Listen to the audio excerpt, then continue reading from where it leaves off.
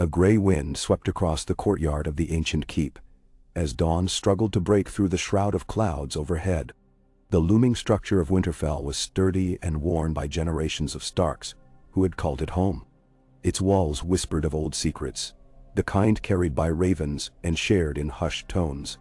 This morning was cold, but in the north, morning was often cold, even in the earliest days of spring. A thin mantle of frost coated the stones underfoot, crunching softly beneath the boots of those who walked the grounds. A pale, uncertain light filtered through tall, narrow windows in the great keep and found its way into the heart of the castle. At a small window in a scarcely furnished chamber, Lyanna Stark stood, her breath a feeble cloud rising with each exhale. She was no longer the girl she'd once been. Wild and untamed, like the wind that blew across the field of white winter roses. Years had passed since the Tower of Joy, since the illusions of her old life had been burned away like morning mist under the sun's harsh heat. Yet she had survived. Though most in the Seven Kingdoms believed her gone, she was here, hidden within the protective stones of her childhood home. Her face was more gaunt than it once had been, with small lines etched by sorrow just starting to show near the corners of her mouth and eyes. Yet her look carried an unyielding fire that refused to be quenched. Her dark hair hung past her shoulders, braided simply to keep it out of her way. She wore wool and leather instead of the gowns she'd been forced to don at court. Her hands bore the scars of practice with wooden swords and real steel alike. For Ned had humored her once, she was able to lift a blade without wincing. So she stood now, quiet and resolute, gazing out at a courtyard where men carried crates of winter stores and stable hands, led shaggy northern horses through the gates, their hooves echoing off the ancient stones. In the stillness of the corridor behind her, footsteps approached. She did not turn, yet she knew who came. Ned Stark, Lord of Winterfell and Warden of the North, her brother. The man who had protected her secret and shepherded her through the aftermath of war. He stopped in the doorway, silent for a heartbeat before speaking. "You're up before the dawn again." His tone was gentle, tempered with the heavy burden of memory they both bore. She turned at last, the corners of her lips tugging in a faint smile. "I'm used to seeing the sun rise after being awake through the night," she said softly. "Old habits." He stepped closer, looking as solemn as always, though the faint lines at his eyes were deeper now.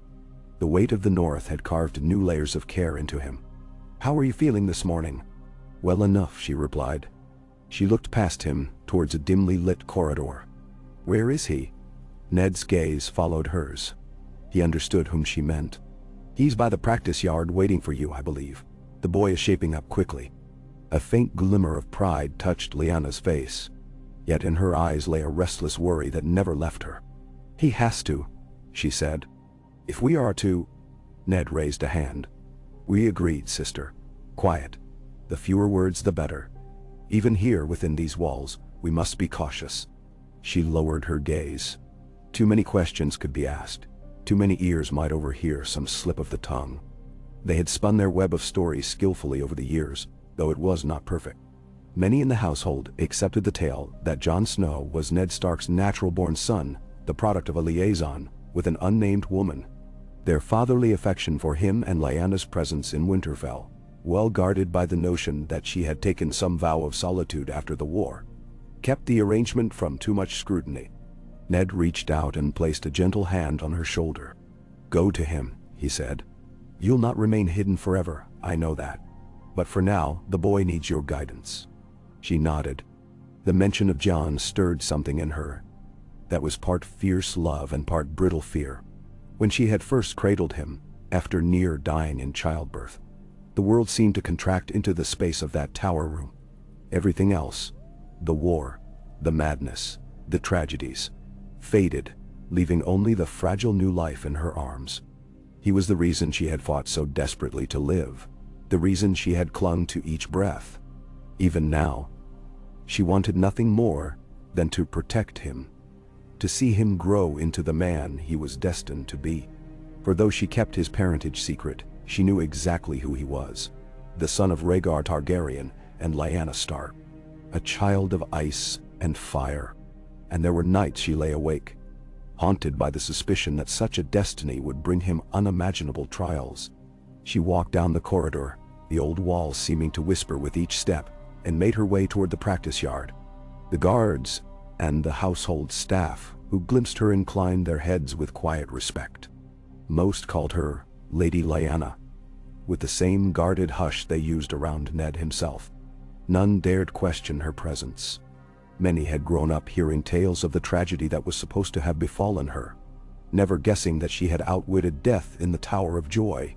Her survival story was limited to a very small circle: Ned, Howland Reed, and a handful of trusted souls who had tended her that day she was brought back to Winterfell in secret. In the yard, she saw him. He stood with his back turned, posture straight, sword arm extended in a classic stance. He was young yet, almost on the cusp of manhood, and there was an earnest light in his dark gray eyes. Jon Snow was a boy who tried all the harder because he thought himself cursed by a name that marked him as unworthy. Snow, the bastard name of the North. He wore simple black wool breeches and a loose tunic. His cloak was draped over a fence post, leaving him free to move. Even at this early hour, a slick sheen of sweat glistened at his brow. He was practicing basic sword forms over and over, in tireless repetition, as she had taught him. She paused to watch him from the corner of the yard, arms folded beneath her cloak. The ground was mostly frozen, dusted in patches with old snow that had stubbornly refused to melt. Each time he moved, his breath steamed in the frigid morning air. She noticed how intently his gaze focused on an imaginary foe. There was a quiet rage in him, the kind that came from existing on the periphery, from feeling lesser. He had no notion of the deeper truth that might one day break his heart or exalt him, perhaps both. She stepped forward. Her boots crunched on a thin film of ice, and Jon's reflexes were keen. He heard and spun, sword tip lifting to meet what might have been an oncoming threat. When he saw her, he lowered the blade and flushed slightly. "My lady," he said, in a tone that was a little breathless from exertion. She frowned at the formality. "Jon," she chided gently. "We've been over this." They had spoken often how she preferred to be more teacher than lady to him, more aunt, though even that word was never truly spoken aloud. He shot her an apologetic look, then gave a faint nod. He was uncertain, caught between the lessons in courtesy that the castle taught and his own budding understanding that she was something more complicated than a simple lady of the keep. "How does your sword arm feel today?" she asked. "Sore," Jon admitted, "but I can keep going." She gave him an approving nod. "Good. Let's see that stance again. Remember, balance begins in your stance before it extends to your blade." He planted his feet a shoulder's width apart, leading with his left. She circled around him, observing, occasionally reaching out to adjust an elbow or nudge his hip to a better angle. A passing stable boy gawked at them, but Lyanna and Jon paid no heed. The novelty of Lady Lyanna training in the yard with a sword had worn off for most of Winterfell's inhabitants over the years, though rumors still cropped up now and again. After a few minutes of corrections, Jon started moving through the forms once more, and she matched him step for step, her own blade a slender steel that Ned had gifted her on a day she'd proven as adept with a long sword as with her old wooden practice blade. The sound of their swords slicing the cold air became a sort of rhythmic dance. In her gaze burned a flicker of pride. He was improving. His movements, while not perfectly graceful, bore the promise of skill. Like a young wolf still learning to run, he showed glimpses of the swift hunter he would someday become. She recalled the first time she had truly begun to train him. He had been small, with two big eyes that looked at her as though she were more legend than flesh and blood. She'd knelt to his height, shown him how to hold a wooden sword. He'd asked if he would ever be as good as his brother Robb. She'd told him that each man's strength is his own, that comparing one wolf to another distracts from the hunt. And now, seeing the boy he was becoming, she felt the stirring of that same protective tenderness, twined with excitement for what lay ahead. Jon finished the series of strikes and lowered his sword, chest heaving. "Have I improved any?" he asked, managing a small grin despite his fatigue. Lyanna offered a nod. You have. But you hold your breath before you lunge, and that can cost you in a real fight. Keep breathing steadily, like a drum beat in your chest." He nodded, running the back of his hand across his forehead to wipe away sweat. His cheeks were ruddy from the cold air and the exertion. He hesitated a moment, glancing around as though to ensure no one else could overhear. Then he looked back at her. "I wish Father would train with me this way," he murmured. "I know he's busy, but—" He paused, struggling to find words. "He doesn't seem to want me training too hard with the rest, and I want to be good, truly good, so I can protect my family someday. I want to prove I'm worthy." Lyanna's heart pinched. She had always sensed Jon's quiet yearning for acceptance, for some sign that Ned was proud of him. Ned was not a cruel man, far from it. But the secrets weighing on him might explain why he kept Jon at arm's length, in certain respects. To show too much favor, publicly, risked more questions, more rumors. And while he loved all his children, the realm's understanding of Jon's birth made every gesture suspect. Lyanna's existence only complicated it further. For a moment she considered what she might say. How to soothe this ache in Jon's heart without betraying the truth. She let a breath tremble in her throat before she spoke. "Ned, your father, is a reserved man. Don't judge him too harshly for it. He carries responsibilities that sometimes force him to keep distance between himself and those he loves. But I know he cares deeply for you." Jon stared at the ground. "Does he?" The question was raw. "I feel as though I have to fight to be seen." His brow furrowed. "Or maybe I'm just some reminder he'd rather not have." Anger flared briefly in Lyanna, a fierce desire to defend Ned and shield Jon in the same breath. "You are no unwanted reminder. You're family. But sometimes men cannot show the depths of their hearts for fear that the world would rip those hearts to pieces." Her voice softened.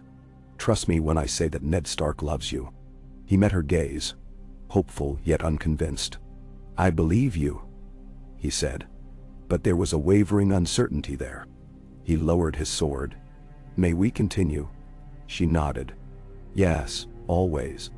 They took their stances again. The practice carried on, a dance of steel in the frosty air, until the sound of wooden practice swords clattering in a different part of the yard mixed with their own quiet ring of steel. A few other boys had arrived to train, among them Robb Stark, Theon Greyjoy, and a couple of stable hands wanting to practice for the upcoming seasonal displays. Lyanna decided it was time for her and Jon to slip away, to continue a quieter lesson off to the side, away from curious glances. She inclined her head and beckoned him to follow.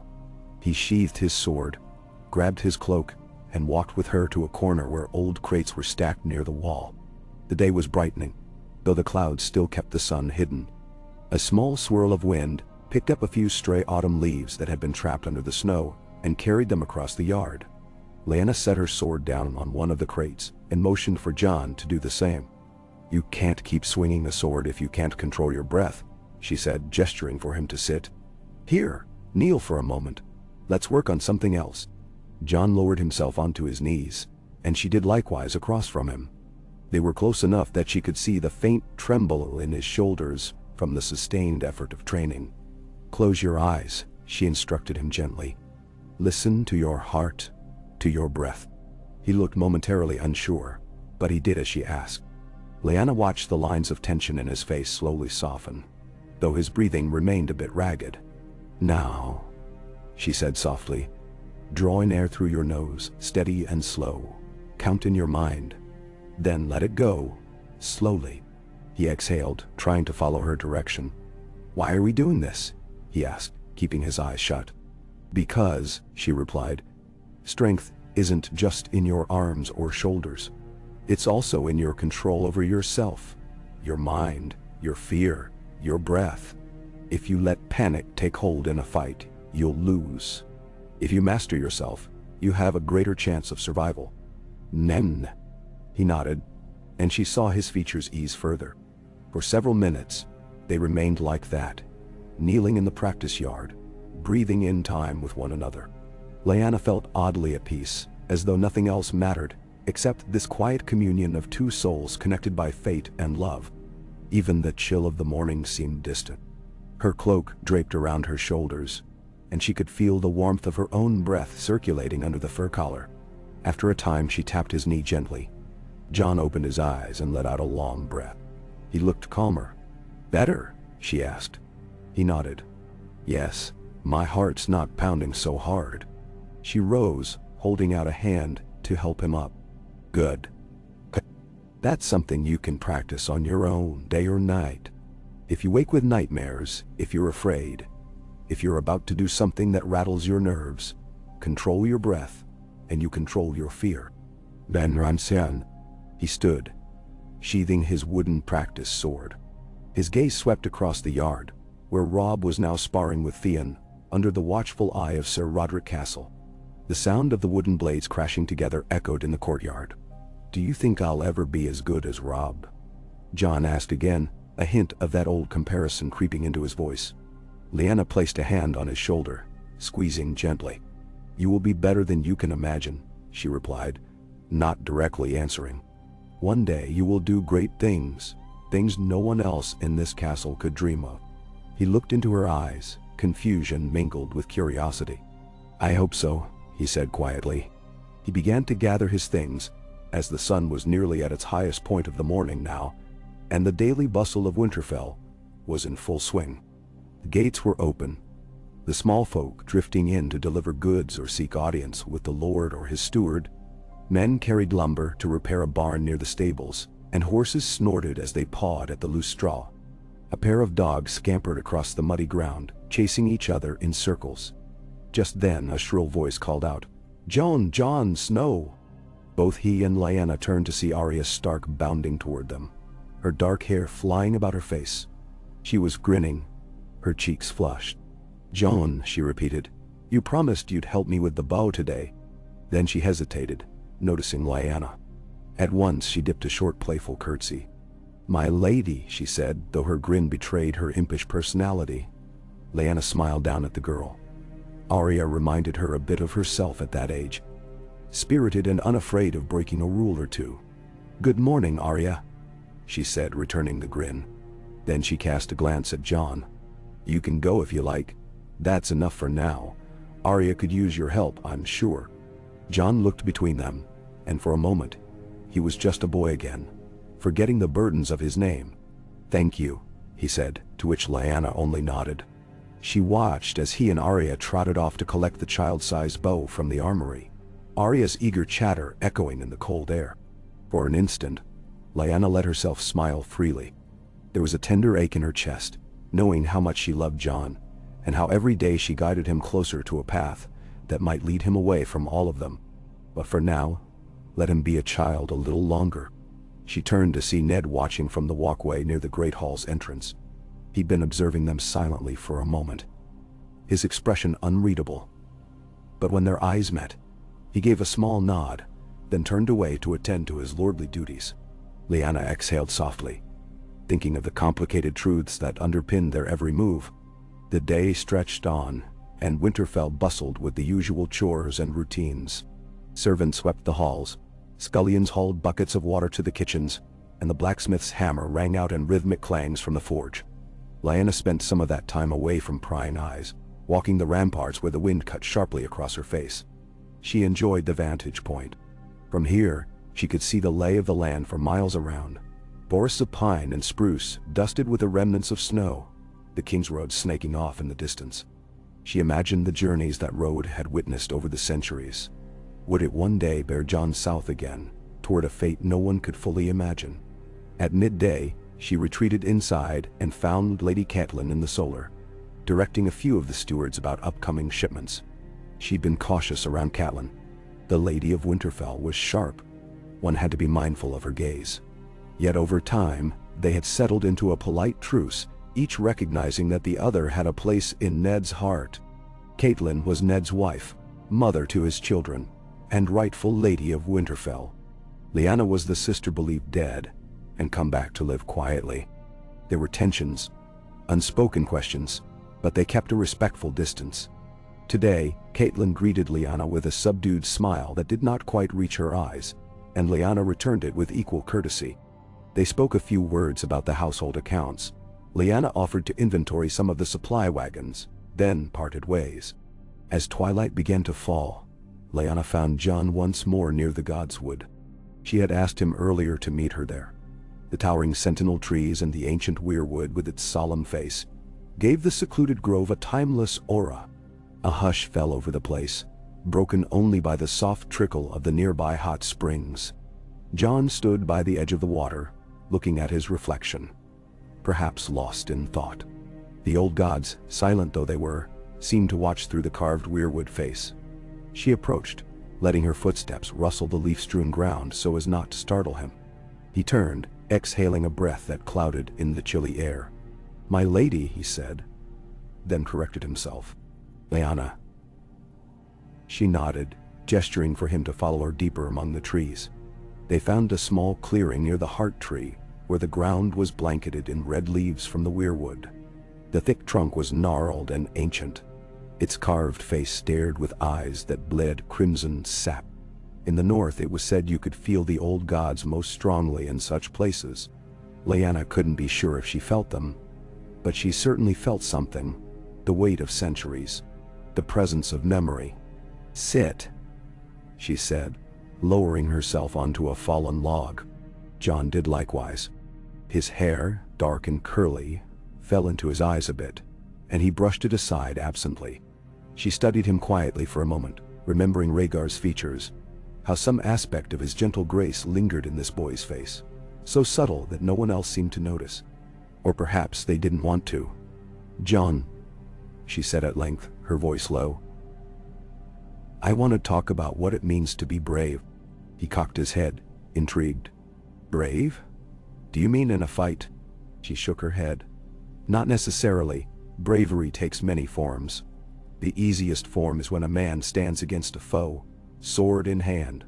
Sometimes, the hardest bravery is not about swords or battles. It's about standing for the truth, or protecting those you love when the world says you shouldn't." He shifted, uncertain. "Why? Why are you telling me this?" Her gaze drifted up to the branches overhead, skeletal and black against the darkening sky. "Because," she said slowly, "one day you may find yourself tested in ways you cannot imagine. Ways that will demand you choose between what's easy and what's right. You'll have to decide what kind of man you want to be." He frowned, a flicker of confusion crossing his face. "I'd want to do what's right," he said, as though it were simple. "Father always says that's how a man keeps honor, doing the right thing even if it's hard." She smiled faintly. "Your father is a good man. You'd be wise to follow his example. But just remember that the world beyond Winterfell can be cruel and complicated. Not everyone honors fairness and mercy. Some men take advantage of them."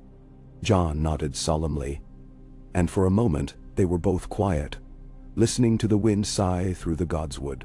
He hesitated, and she could see he was summoning courage to ask something. Finally, he spoke. "Lyanna, my lady, do you ever wish we were free to go beyond these walls and travel the world? See what's out there?" The question caught her off guard. She had rarely ventured beyond Winterfell since her return, except in carefully plotted journeys, when absolutely necessary. The rest of the realm believed her dead, and it was safer that way. "Sometimes," she admitted. "Sometimes I recall the tourney at Harrenhal, the wide fields, the pavilions of every color. I think of the great roads that lead south, to the Vale, to the Crownlands, to Dorne. So many places I've never seen." A soft sigh. "But for now, I stay here. This is my home, and it's where I'm needed." Her gaze drifted to him. Her nephew. Her son, in all but name. She reached out and clasped one of his hands between her own. "But you," she hesitated, caution warring with longing. How she wanted to see him soar beyond these walls one day. Yet she also feared that day would bring the truth crashing down around them. "You may roam far, Jon, farther than you know. When that time comes, be careful who you trust. The North is in your blood. It's your home, but the rest of the realm may not welcome you with open arms." He looked down at their joined hands. "No one welcomes a bastard too warmly," he said quietly, with a resigned note to his voice. Anger stirred again in Lyanna. She wished she could declare him legitimate, the rightful son of Rhaegar Targaryen, with Stark blood as well. But doing that would endanger him more than letting him live in the shadows of that name. Snow. Her heart clenched. "I'm sorry," she whispered, her voice thick with emotion. She withdrew her hands, swallowing the urge to say more. "One day, Jon, you'll understand. And I pray you'll forgive." He tilted his head. Forgive. The word hung between them. Before he could press further, she stood abruptly, turning away to collect herself. "Come," she said in a measured tone, desperate to mask the torrent of feeling. "It's late, and the hour grows cold. You should eat something, rest, and be ready for another lesson tomorrow." She heard him rise behind her, but he said nothing. They left the godswood in silence, crossing under the red leaves and past the weirwood's grim visage. The courtyard had quieted somewhat, torches lit along the walls. She caught sight of the men on the battlements, their watchful silhouettes outlined against a sky lit faintly by the first stars. As they approached the main keep, they parted ways. Jon to the mess hall, where the younger wards and squires ate together, Lyanna to her own chamber. Inside her room, the fire burned low, casting flickering shadows on the walls. She sank onto a wooden chair near the hearth, where a small side table held a half-finished cup of spiced wine from earlier. She lifted it, took a small sip, and felt the warmth trickle down her throat. Outside, she heard the muted sounds of the household winding down for the night. Footsteps in the corridors, distant voices. She allowed her thoughts to drift. Memories coursed through her. The golden sheen of Rhaegar's hair when first she'd seen him. The trembling hush of the Tower of Joy after the fighting ended. The anguished cry she'd loosed upon learning of her brother Brandon's fate, and the butchery in King's Landing. The moment of pain and triumph when Jon drew his first breath and wailed into the world. The knowledge of who Jon truly was weighed on her, like an invisible cloak. Some nights she worried about the day that cloak would slip from her shoulders, revealing the boy's lineage to all. Targaryen, Stark, the blood of kings, and the blood of the North. If Robert Baratheon ever learned the truth, a chill went through her that had nothing to do with the frigid northern air. He had once loved her, or so he believed, but that love had turned to hatred for the Targaryens. If he found out about Jon, Lyanna knew there would be bloodshed beyond measure. And so she stayed silent, even from Jon himself, to keep him safe. Long minutes passed. She allowed herself a whisper of a prayer to the old gods, or any gods that might listen, to watch over Jon. Then she stood, stripped out of her heavier layers, and crawled beneath the furs on her bed. She closed her eyes, searching for sleep, hoping for dreamless rest. Yet she dreamed of a silver harp's gentle music and the swirl of snowflakes caught in a red dawn. She saw Jon kneeling alone on a snowy field, sword in hand, eyes lifted to a sky streaked with fire. Then the dream shifted. She saw a dragon's shadow rippling across the clouds. Her heart thundered, and she reached out in dream, but grasped only cold air. When she woke in the early hours, she sat upright, the echo of that dragon's roar fading in her ears. She pressed a hand to her racing heart and reminded herself it was only a dream. That day she rose early, as she usually did, and resumed her routine. She strolled the walls again, exchanged a few words with the guards, all the while keeping a careful eye on the courtyard below. She spotted Jon practicing with Robb, both young men hurling themselves at each other with the fervor of pups tussling in the yard, though their skill with the blade was improving. She watched them with a measured gaze, noting that Jon was indeed controlling his breath better, as she had taught him. Robb, for his part, was strong and confident. They were evenly matched in many ways, and the sound of their wooden swords meeting rang out into the morning air. When they finished, Robb clapped Jon on the shoulder, brotherly affection clear between them. Jon looked pleased to be accepted, even if a touch of insecurity lingered beneath his outward smile. Lyanna felt a pang of something like envy. If only she could stand at his side openly, calling him son, letting him know how proud she truly was. But that was a fantasy she would not permit herself to linger on. For the millionth time, she reaffirmed that secrecy was his best shield. The hours ticked by as the fortress awoke to another day of chores. Lyanna met with Ned in his solar briefly to discuss matters of the north and the subtle rumors from King's Landing. Robert's mood had soured of late, it seemed. The realm's coffers were draining, and tensions in the south were high, or so Vera's little birds whispered. Ned read the letters with his customary stern calm. Lyanna watched him, remembering how he'd once been a young man forced to shoulder responsibilities beyond his years. Now he wore them well, but the burden had not lightened. When the discussion ended, Ned rubbed his temples. "How is Jon?" he asked, voice low, as though they were the only two in the keep. "He's doing well," she answered, letting the corners of her mouth curl up in a weary smile. "He's learning quickly. You'd be proud." Ned's expression was distant, thoughtful. "He deserves more than this half-life, you know. But I fear for him." Lyanna lowered her voice. "As do I." They left it at that. He turned back to his letters. She stood there a moment longer, studying the way Ned's shoulders sagged when he thought no one was looking, how his eyes flicked to a small carved figure on the desk. An old family heirloom, a wolf howling at the moon. Then she slipped out, closing the door quietly behind her, the corridor's chill greeting her again. She wandered back to her chamber, took up a bit of mending. She was not especially skilled at such domestic tasks, but it gave her hands something to do while she wrestled with her swirling thoughts. The needle pricked her finger more than once, drawing little beads of blood that she blotted on a cloth. Between these small efforts, her eyes drifted to the door, half expecting Jon to appear at any moment, wanting to train or talk, but he did not. Instead, the day crept along. Evening brought with it a quiet, soft snowfall that settled gently over Winterfell's rooftops and blanketed the courtyard in pristine white. Most folk retreated indoors early, seeking warmth by the hearths. Lyanna found Jon in one of the smaller halls used by the men-at-arms, where a fire was roaring. He was sitting at a bench, finishing a supper of bread and stew, listening to an older guard recount a tale about the Greyjoy rebellion. When he saw her, he pushed his bowl aside and joined her at the edge of the hall. She gestured for him to follow her outside.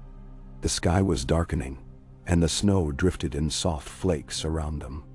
Torchlight from the walls cast a warm glow on the falling snow, creating a hush, as if the world were cloaked in a gentle secret. Lyanna felt a curious peace in that moment. She led Jon to a secluded corner near a stable, where the walls blocked most of the wind. They stood there, breath clouding the cold air. "I have something for you," she said, reaching under her cloak. She withdrew a small package, wrapped in rough cloth. He blinked in surprise as she pressed it into his hands. He hesitated, then pulled back the cloth to reveal a small dagger. The hilt was plain but well crafted, wrapped in dark leather.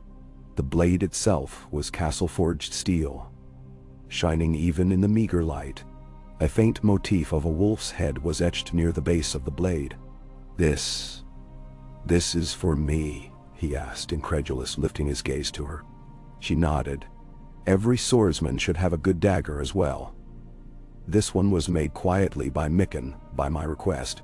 He's known for his skill. Treat it with respect." He drew in a shaky breath, turning the dagger over to admire it. She saw how his grip trembled slightly, how deeply he cherished any token of esteem. "Thank you," he whispered. "But why?" She managed a small smile. "Because you've worked hard. You've earned something of your own. One day, when I'm not there to guide you, you'll still have this reminder that someone believes in you." The words felt heavy in her chest, but she forced them out. Jon's eyes shone, though the rest of his face remained composed. A quiet gratitude radiated from him. He carefully sheathed the dagger and tucked it into his belt.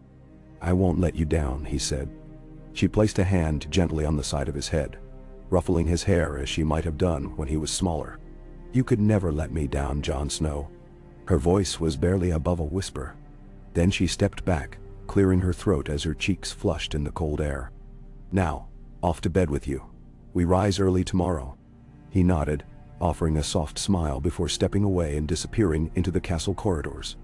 Lyanna stayed there a moment longer, alone in the snow, listening to the muffled sounds of laughter from the men-at-arms behind her, the distant clank of a blacksmith's hammer that never seemed to fully rest.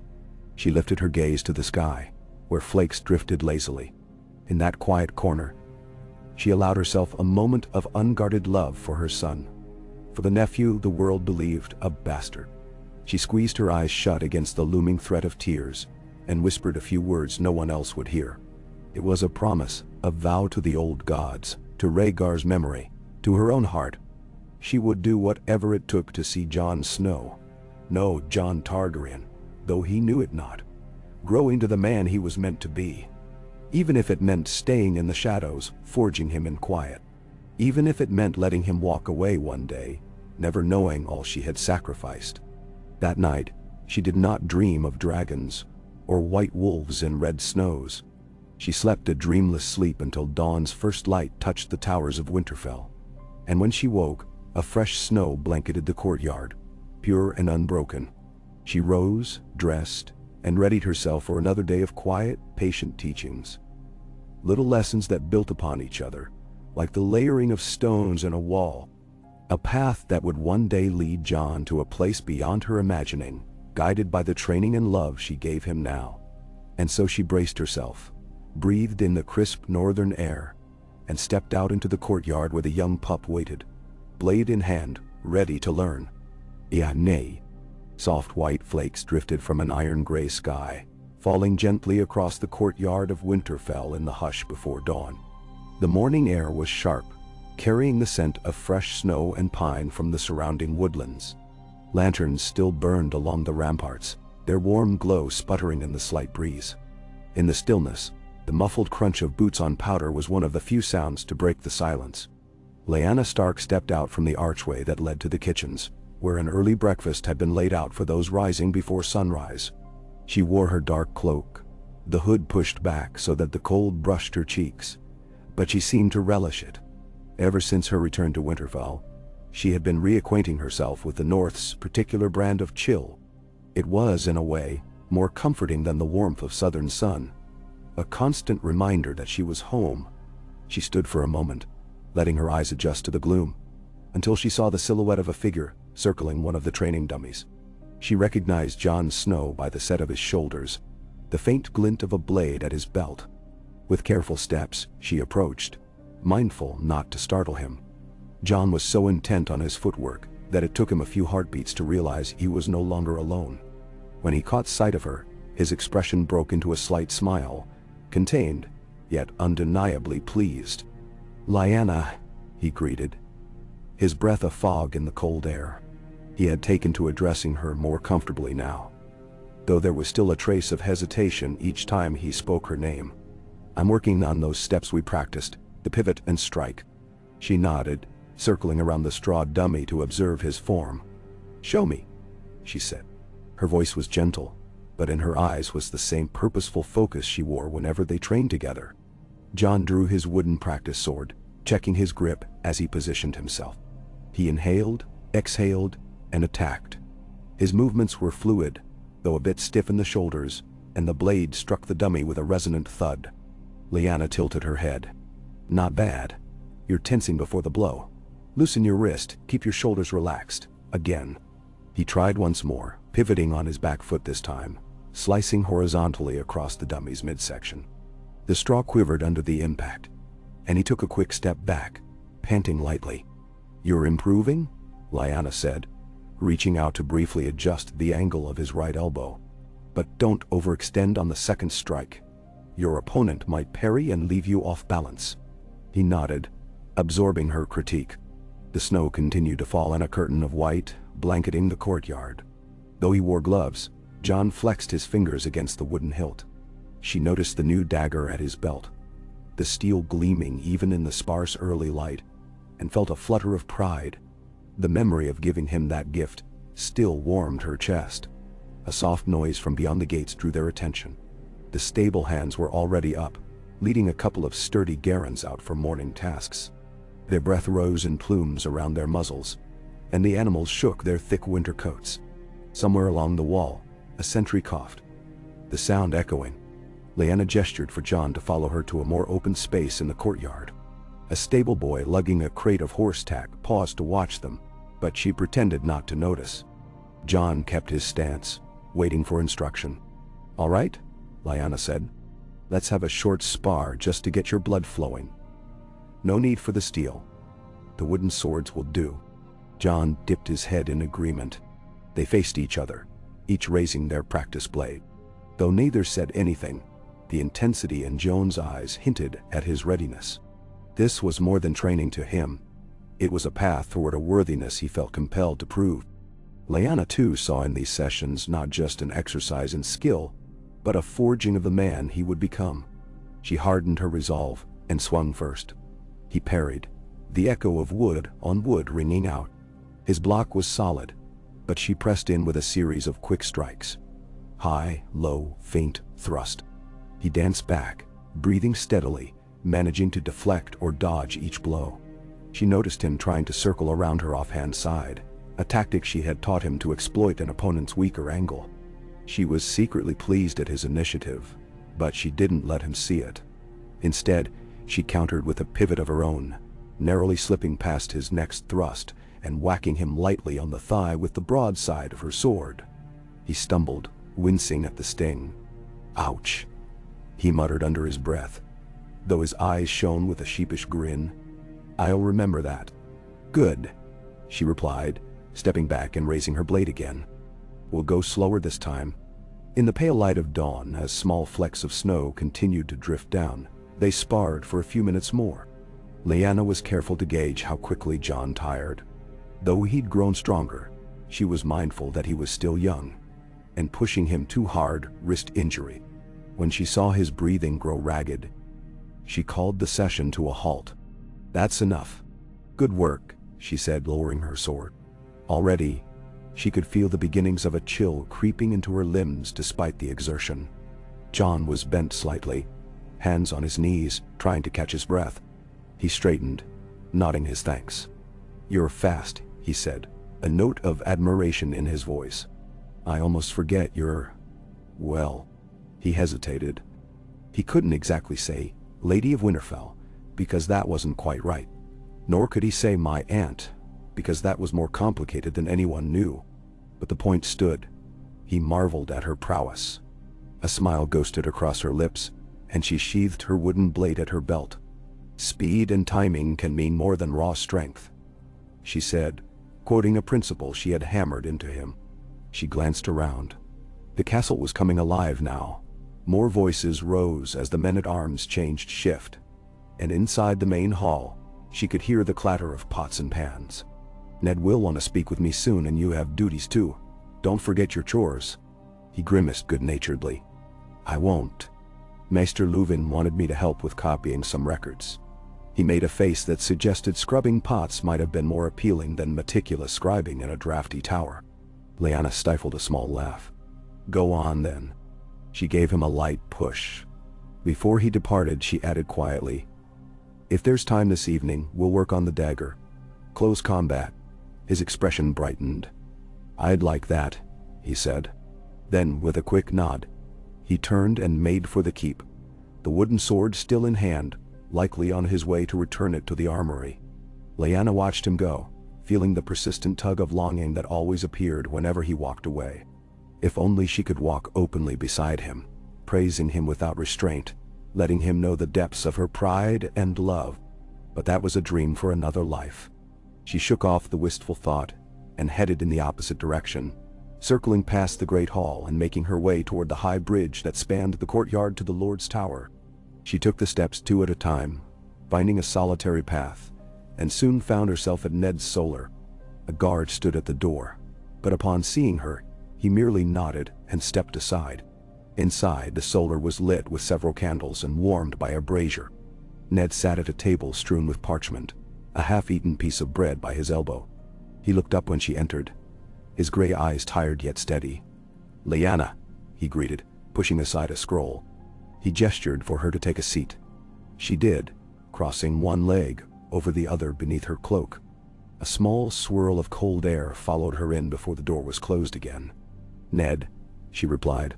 Her tone was calm, but she felt a flicker of tension. Whenever they sat together in private, there was always the undercurrent of secrets unspoken, burdens shared. "You wanted to see me?" He nodded. "A raven came from King's Landing," he said, picking up a folded piece of parchment. Robert is growing more restless by the day. The Master of Coin warns that debts mount, and the crown can ill afford it. Tywin Lannister remains silent in the west, but we know him well enough to guess he won't finance the king's excesses without a price. Lyanna listened, aware that these political entanglements were what kept Ned up at night. Robert has always had a taste for luxury, she said. But do you fear it'll escalate? Ned hesitated. The rumor is that he's at odds with the Queen and her family over the matter who holds real power in the capital. Varys reports tension in the Red Keep. Littlefinger stirs the pot, as always. He frowned, rubbing the space between his brows. None of it is good. If Robert's anger boils over, the North will be called upon in one way or another. She understood the implications. The North might be far from King's Landing, but Robert was Ned's old friend, and Ned was Warden of the North. If conflict sparked, alliances and loyalties would be tested. I see, she said quietly, arms folded. Do you think Robert would ever travel north? Ned considered. It's possible. Perhaps he'll come to hunt or to escape the intrigues of the South. In that case, we must be ready to host him and ensure he never learns the truth. He paused, meeting her gaze. If Robert sets foot here, we must keep you and Jon out of any situations that might raise questions. Lyanna's lips pressed together.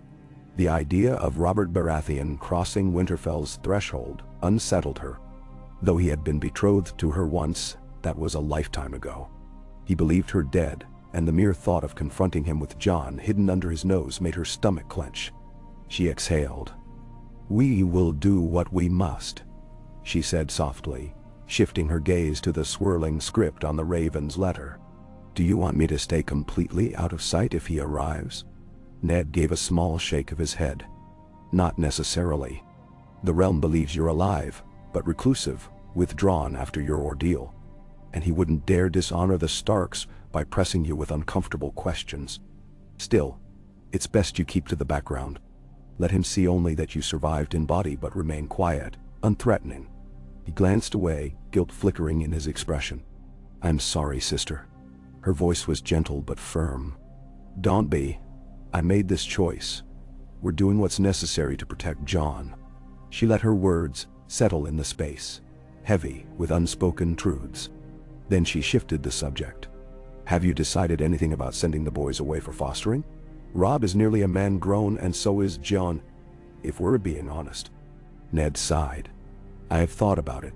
Some lords foster their sons to strengthen alliances. As for Robb, he'll likely remain here, preparing to be the future Lord of Winterfell. Perhaps a short fostering in the Vale, as I once had. But with the political climate as it is, I'm reluctant to send him far. And Jon, he paused. Jon is complicated. If I send him away, the question of his parentage might resurface in rumor. People talk, and I can't risk him being singled out or questioned. The quiet that followed was thick. Lyanna noticed how Ned's eyes darted briefly to the desk, where a family crest was carved into a small wooden box, the dire wolf of House Stark. She wondered if he was thinking the same thoughts she was, how Jon would fare in a place without the watchful eyes of House Stark around him. Then he stays, she concluded softly, and I'll continue his training. If we ever need to send him away for his own safety, I'll ensure he's ready. Ned inclined his head in agreement. Yes, he murmured. I trust no one more than you to prepare him for what may come. His expression darkened briefly. Let us hope that day doesn't arrive too soon. Lyanna rose, stepping toward the small window that overlooked the courtyard below. From here, she saw the first rays of true dawn light creeping over the battlements, painting the snow with a muted gold hue. A few figures moved about on errands, their shadows long in the new light. Somewhere among them might be Jon, beginning his daily tasks. She closed her eyes for a moment, anchoring herself in the determination that had carried her all these years. They discussed other matters briefly.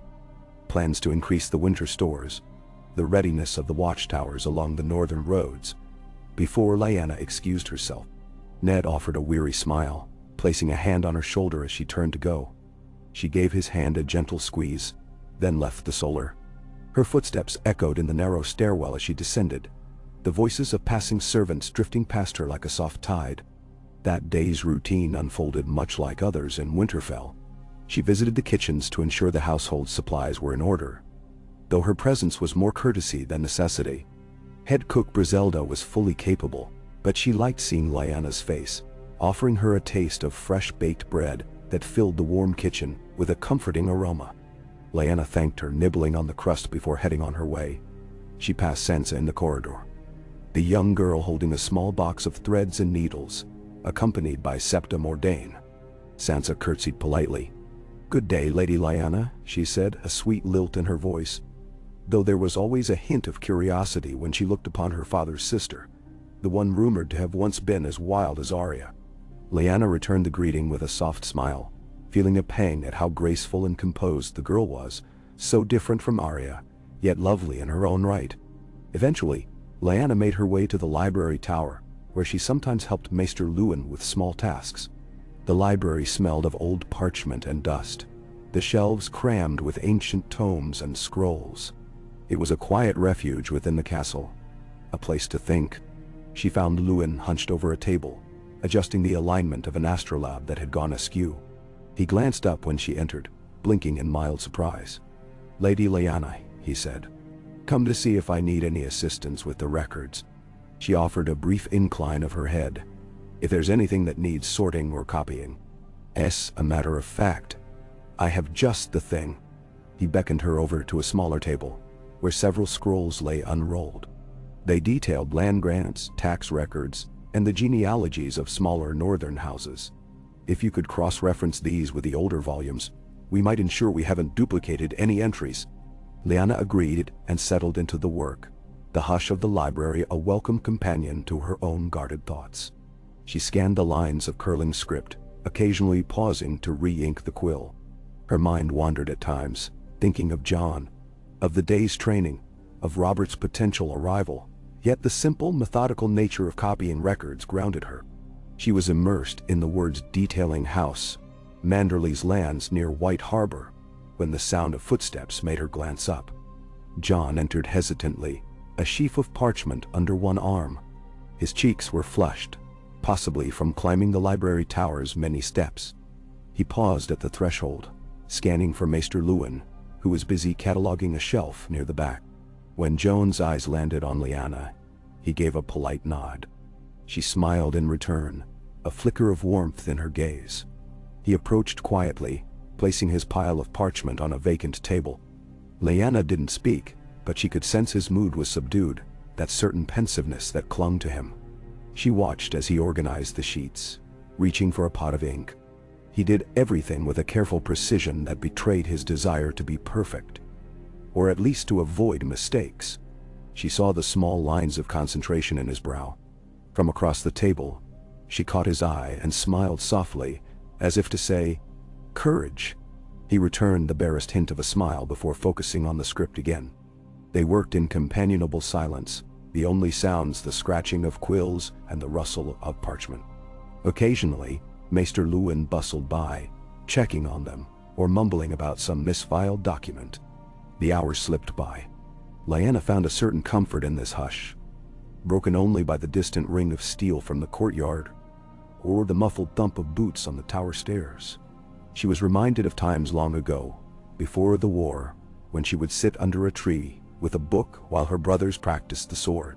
It felt like a simpler era, though perhaps it had only seemed so because she had been a girl unaware of the realm's harsh realities. At midday, Jon stood, stretching the stiffness from his limbs. He reached for his cloak. "I need some air," he murmured, offering Lyanna a polite half-bow before heading toward the door. She watched him go, the swirl of the library's lamplight catching the pallor of his face, as though his time indoors had weighed on him. She considered following, but decided against it. Perhaps he needed a moment to himself.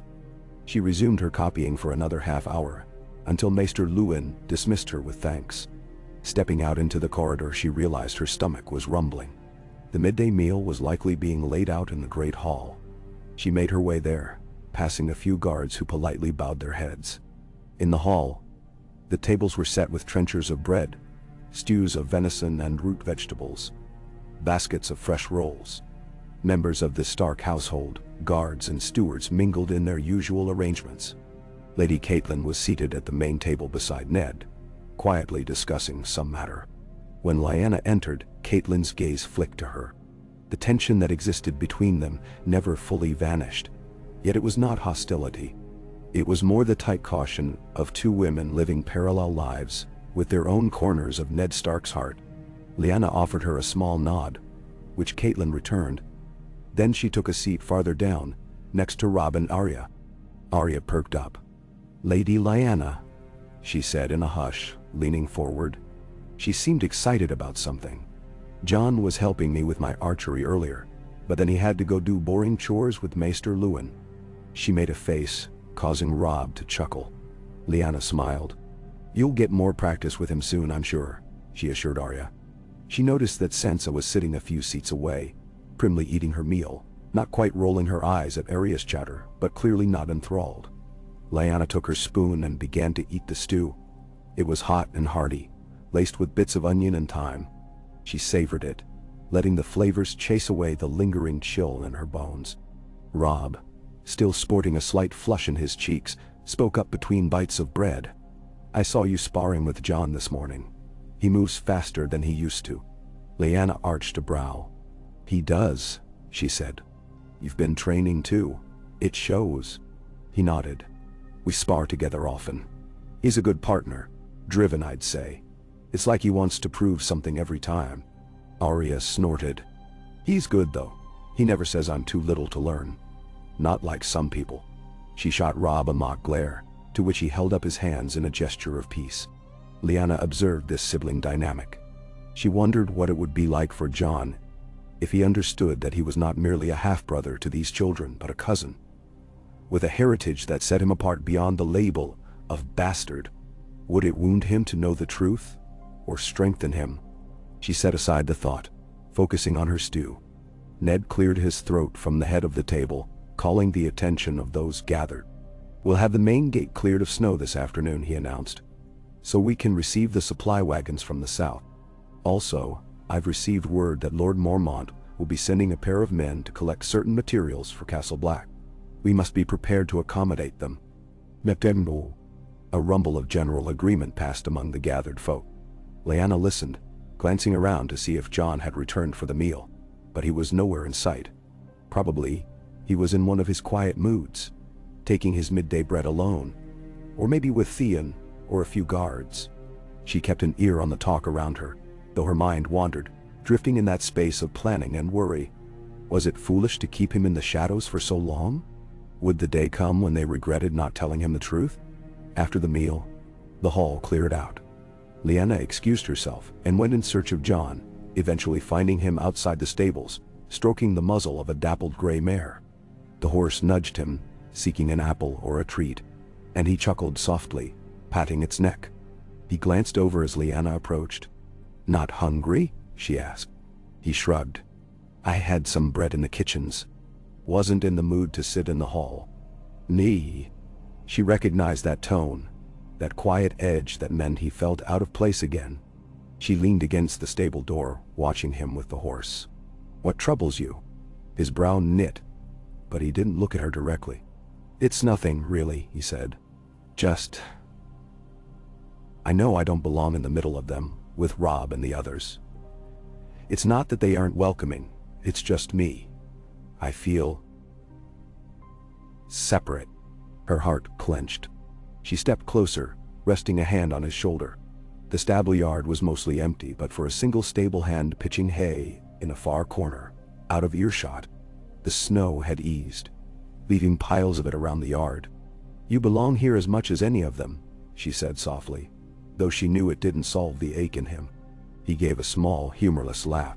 "I wish it were that simple." Then he took a step away from the mare, letting his hand fall to his side. His gaze flicked to the dagger at his belt. "When I train, I feel sure of myself.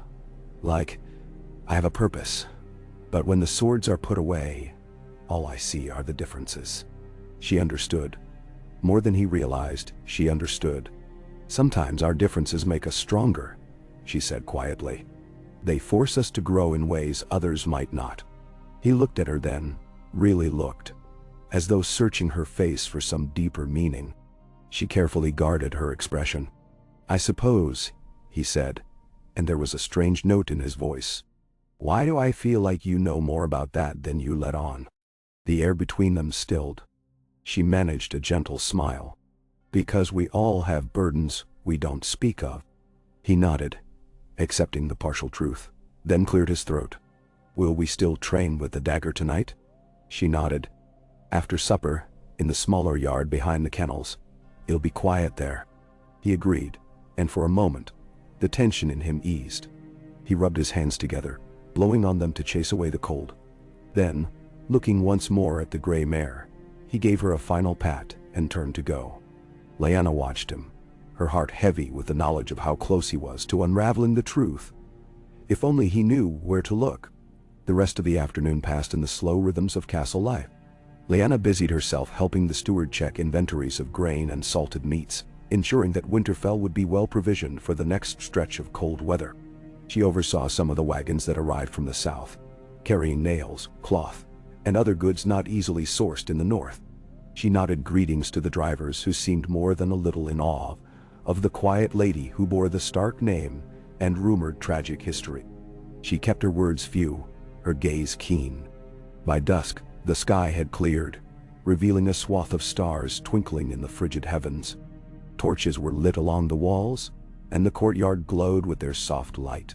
Snow crunched underfoot as Lyanna made her way to the small practice yard near the kennels, a narrow space walled off from the main yard, where a few dogs sometimes roamed.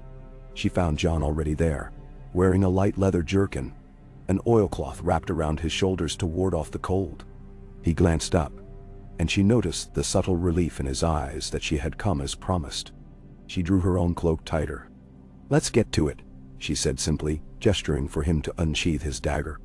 He did so, the steel catching the torchlight. She pulled out her own smaller blade, a sleek thing with a plain handle. The principles of close combat differ from swordplay. You have less reach, so you must move inside an opponent's guard, or wait for them to come to you. Jon listened intently, nodding. She showed him a few basic grips. Overhand for quick slashes, underhand for defensive parries. He tried each, adjusting to the weight of the dagger. His breath formed little clouds in the cold air. Lyanna instructed him to plant his feet at a slight angle, to keep his knees bent and his body compact. The idea was to be quick and controlled, striking or defending in a tight space. She stepped back and lifted her blade. "Attack me slowly, so I can see your form." Jon complied, stepping forward with a tentative thrust. She guided his wrist, showing him how to angle the blade downward to slip past a parry. Then she demonstrated how to twist the hips for a follow-up slash. They repeated the motion until it became familiar to him. "Faster now," she said. Jon advanced again, this time with more determination. She blocked, turning his dagger aside with a flick of her own blade. The scrape of steel was sharper than the wooden swords. She countered quickly, pressing against his forearm. He stumbled, but managed to catch his balance. A grin flickered across his face despite his frustration. They fell into a rhythm, the dance of strike and counter. In that secluded yard, the torchlight revealed faint puffs of breath whenever they exhaled. The dogs in the nearby kennels stirred occasionally, letting out a low whine or a bark. But no one else seemed to wander this way. Lyanna was glad for the privacy. Here at least they could speak freely if the moment demanded it. Jon lunged again, blade angled low. She saw the determination in his eyes, the same drive she'd seen when he practiced swords. He wanted to learn, to excel, to prove himself. She met his blade, and for a heartbeat, they locked gazes. Her grip tightened, and he pushed forward, forcing her back a half step. She let out a soft grunt as she twisted free, tapping her dagger lightly against his ribs. He froze, conceding the hit. "You're getting more confident," she said, lowering her weapon. "But remember, dagger fights often end quickly. One good strike in the wrong place." She trailed off, letting the warning linger. In her mind flickered the memory of real fights she had witnessed at the Tower of Joy. How quickly a life could end with a single slip of steel. She forced the images away. Jon nodded, chest heaving slightly. I'll remember. They practiced a while longer, until the sharp cold seeped into their muscles. Realizing it was late, Lyanna finally motioned to stop. Enough for tonight. We'll do more tomorrow. Jon slipped his dagger back into his sheath, running a hand through his dark hair. Thank you, he said, voice low. Truly, I feel like I learn more from you every day than I do in all my hours with the other trainers. She smiled, a faint, wistful curve of her lips. I'm glad you find my lessons worthwhile. She paused, considering whether to add more, something to ease the invisible boundary he sensed between himself and the rest of the Starks. But she knew she could not unravel that knot here, in this torchlit yard. In time you'll surpass me, she said instead, letting a hint of warmth into her voice. You have talent, Jon, don't doubt it. He looked at her with a flicker of vulnerability, as though uncertain how to accept praise without caution. Then he ducked his head in a small nod. Good night then. She touched his arm briefly. Good night. With that he slipped away, heading toward the keep to find his own bed or perhaps share a late meal with the other boys. Lyanna watched his figure recede into the gloom. The cold wind tugged at her cloak, a reminder that she stood alone in the hush of Winterfell's night. She made her way back through the courtyard, passing a pair of yawning guards who offered polite bows. When she reached her chamber, she lit a single candle, letting the flickering light dance across the austere walls. The room was still Spartan, a bed layered with furs, a small table, a single shelf of keepsakes. She sat on the edge of the bed, easing off her boots. It was in these quiet, solitary moments that the weight of everything pressed on her. She closed her eyes, leaning her head against the wall, and let the memory of that dagger training seep into her mind. Jon was growing quickly, faster, stronger, more skilled.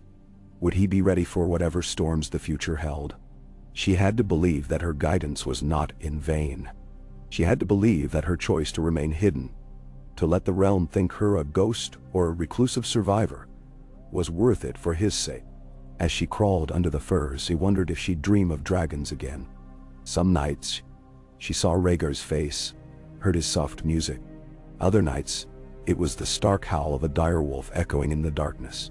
Tonight, perhaps, she would dream of quiet snow falling on a boy with dark hair who held a dagger as though it might forge his destiny. She was not sure which frightened her more. Sleep came eventually, a heavy curtain drawing across her senses. She drifted through a haze of images. Her reflection in a weirwood tree's carved eyes, the swirl of white rose petals at Harrenhal. Jon standing on a high battlement crowned with snow. When morning dawned, she awoke to find that the night had passed in a strange, restless blur. She lay still for a time, feeling the distant hush of Winterfell stirring to life around her. Outside, the corridor echoed with footsteps, muffled voices. She rose, dressed in warm layers, and stepped into the corridor. The cold stone against her soles reminded her how far she had come from the girl who once dared to dream of a freer life. Pausing at a window, she peered out at the yard below, tinted pale by the early sun. She saw Robb and Theon near the stables, heard faint laughter as they prepared horses for a morning ride. Servants carried buckets of water, steam rising in the frosty air. And there, by the edge of the courtyard, Jon stood with Arya, showing her the proper stance to hold her small training bow. A warm flush of pride swept through Lyanna. Whatever ghosts haunted her, at least she had this. The sight of Jon passing on what he had learned, forging a bond with the Stark children that would prove unbreakable. She descended the stairs, slipping into the courtyard. Arya giggled as she drew back the bowstring, eyes squinted in concentration. The arrow flew off to one side, missing the target by several handspans. She stomped her foot in frustration. I was closer yesterday. Jon's tone was patient, though he wore a faint grin. Breathe as you draw. Don't hold your breath. Release smoothly. He reached to knock another arrow for her, guiding her hands. Lyanna came up behind them. Let your arms remember the motion before you let your mind try to correct it, she offered. Arya spun around, nearly losing her grip on the arrow. Lyanna! Arya exclaimed, bright-eyed. You're good at archery too, aren't you? I've had some practice, Lyanna admitted, glancing at Jon with a small, conspiratorial smile. Focus on what Jon said. Steady your breathing. Arya nodded resolutely, turning back to the target. Jon stepped aside, letting her attempt it alone. This time, she steadied her posture, inhaled, and released. The arrow landed somewhat closer, still wide of the mark, but good enough that Arya let out a triumphant whoop. Jon chuckled. Lyanna felt an unexpected surge of affection for both of them. Arya handed the bow back to Jon, then dashed off to retrieve her arrow. Lyanna lowered her voice, looking at Jon. "I see you're teaching her well." He shrugged, though he seemed pleased. "She's a fast learner. She just has to stop overthinking." "Name." Lyanna studied his face, noticing he didn't wear that same shadow of self-consciousness when around Arya. Perhaps it was because Arya also felt like an outsider, more inclined to chasing adventure with a sword than to embroidering in the solar with Sansa. The two of them had a bond that eased Jon's worries about belonging. Before she could say more, Arya bounded back, brandishing the arrow like a trophy. "I'm going to hit that target dead center soon, you'll see." She rushed off, presumably to try again. Lyanna watched her go, shaking her head in amused fondness. "Lyanna," Jon said, soft enough that Arya wouldn't hear. "Will we train again tonight? Or have I earned a rest?" She arched a brow. "You can have a rest if you prefer it." Then she smirked. "But if you're feeling up to it, I have a new pattern of strikes to show you." He paused, glancing after Arya. "I'd like to keep training," he said. "I don't know when I'll need these skills, but I want them sharp." "Then tonight," she affirmed. "Meet me in the same yard as before." He nodded, an eagerness in his eyes. They parted ways as the bustle of the day rolled on. Lyanna found herself returning to that same old routine. The midday meal, the passing corridors, the watchful eyes of Winterfell's residents. She thought about Ned's words, that Robert might come north. How would she shield Jon if the king's suspicions were roused? The secret was so fragile. Her pulse quickened at the idea of Robert's presence here, searching with that blunt, boisterous energy for anything that might amuse him, or enrage him. The day slipped into another quiet evening. Lyanna found a few free moments to herself, standing on the ramparts overlooking the winter-white landscape beyond the walls. The sun was setting in a blaze of muted pink and orange behind rolling clouds, and a thin haze of twilight already stretched across the snowfields. She drew a deep breath, letting the cold fill her lungs. There was a strange feeling in her chest tonight, a sensation that something was shifting, though she couldn't name what or why. She remembered a day from her youth, standing on these walls with Brandon, who teased her about being too fearless for her own good. She recalled how she'd retorted with a grin, boasting that she'd ride like the wind until no man could ever catch her. Those times were gone, lost under layers of blood and sorrow. But in the hush of the falling dusk, she felt that old spirit stir, reminding her that she was still Lyanna Stark, and she had endured more than any of them had ever expected. When darkness fully cloaked the courtyard, she descended once more to the secluded yard near the kennels. This time, a torch flickered in the bracket on the wall, throwing wavering light across the stones. Jon was there, his breath ghosting the air. He raised a hand in greeting as she approached. "You came," he said. A note of relief. He'd already drawn his wooden practice sword, anticipating they would work on sword forms again. She nodded, tossing aside the edges of her cloak so her arms could move freely. "I said I would." They squared off. The yard was quiet, the only sounds the distant howls of the wind beyond the walls and the occasional bark from the kennels. Tonight, Lyanna pushed him a little harder, urging him to combine the footwork they practiced with the dagger's close combat. It was a challenge. Switching from sword range to dagger range required quick reflexes and fluid transitions. He fumbled at first, stumbling over his own feet as he tried to go from a thrust to a slash, but she guided him patiently, repeating each sequence until it clicked. They practiced until sweat beaded on his brow despite the chill. She could see the determination on his face, that drive that both worried and thrilled her. She recognized in him a potential for greatness, tempered by the burden of feeling unwanted. If only he knew just how truly wanted he was. By her. By fate itself, perhaps. When his arms trembled with fatigue, she called for a stop. They stood, breathing heavily, close enough that she could see the faint bruise forming on his forearm from one of her sharper strikes. He managed a smile, leaning forward to brace his hands on his thighs. "That was harder than it looked," he panted. She smirked. "Everything worth doing often is." He shook his head in wry acceptance, then straightened. "Thank you," he said again, voice sincere, "for all of this."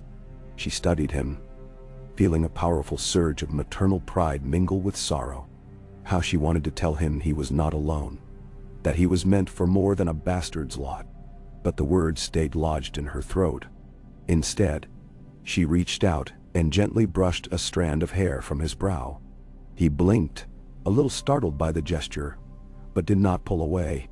"Rest now," she said. "I'll see you in the morning." With that, she turned and left before her emotions could betray her. As she retreated into the shadows of Winterfell's corridors, she resolved to remain as vigilant as ever.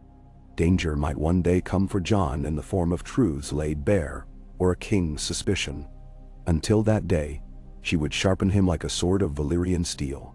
Quietly, patiently, and with all the love she had held in secret for so many years. She made her way back to her chamber, the thick walls blotting out the wind's moan. Alone in the darkness, she undressed by the glow of a single candle. Climbing under the furs, she closed her eyes and let her mind drift over the events of the day. His steady progress, Arya's laughter, Ned's caution about Robert's restlessness. The tapestry of her life had narrowed to this purpose, ensuring Jon was ready to face the world one day, whether as a mere Stark bastard or something far greater. In the stillness before sleep claimed her, Lyanna placed her hand over her heart, feeling the faint beat that had once nearly stopped in the Tower of Joy. She had survived then for a reason. She survived for him. And so she drifted off, clinging to hope that somewhere, across 1,000 swirling destinies, fate might spare them both the worst of what was to come. If it did not, then she would stand with him until her final breath. For she was Lyanna Stark, and he was her son. The blood of dragons and wolves mingled in his veins, destined for a realm that had no idea what awaited it in the years ahead. A.K. Snow sifted from the sky in fine, dusty motes, nearly lost in the silver glow of moonlight. The courtyard lay in a hush, the echoes of the day's bustle now quelled by the lateness of the hour. Tucked within the gray, ancient walls, Winterfell dozed under this delicate veil. In the shadow of the ramparts, Lyanna Stark paused, breathing in the crisp northern air, face tilted up to meet the cold kiss of scattered flakes. She had taken to these late walks whenever her thoughts pressed too heavily upon her. The quiet comforted her, yet tonight there was a restless current in her blood. She let her boots carry her where they would, down a winding stair, through a lesser-used corridor, eventually emerging near the great keep's side entrance. There, she found a narrow balcony overlooked by a stone gargoyle, blackened with age. She leaned against the parapet, looking out upon the courtyard below.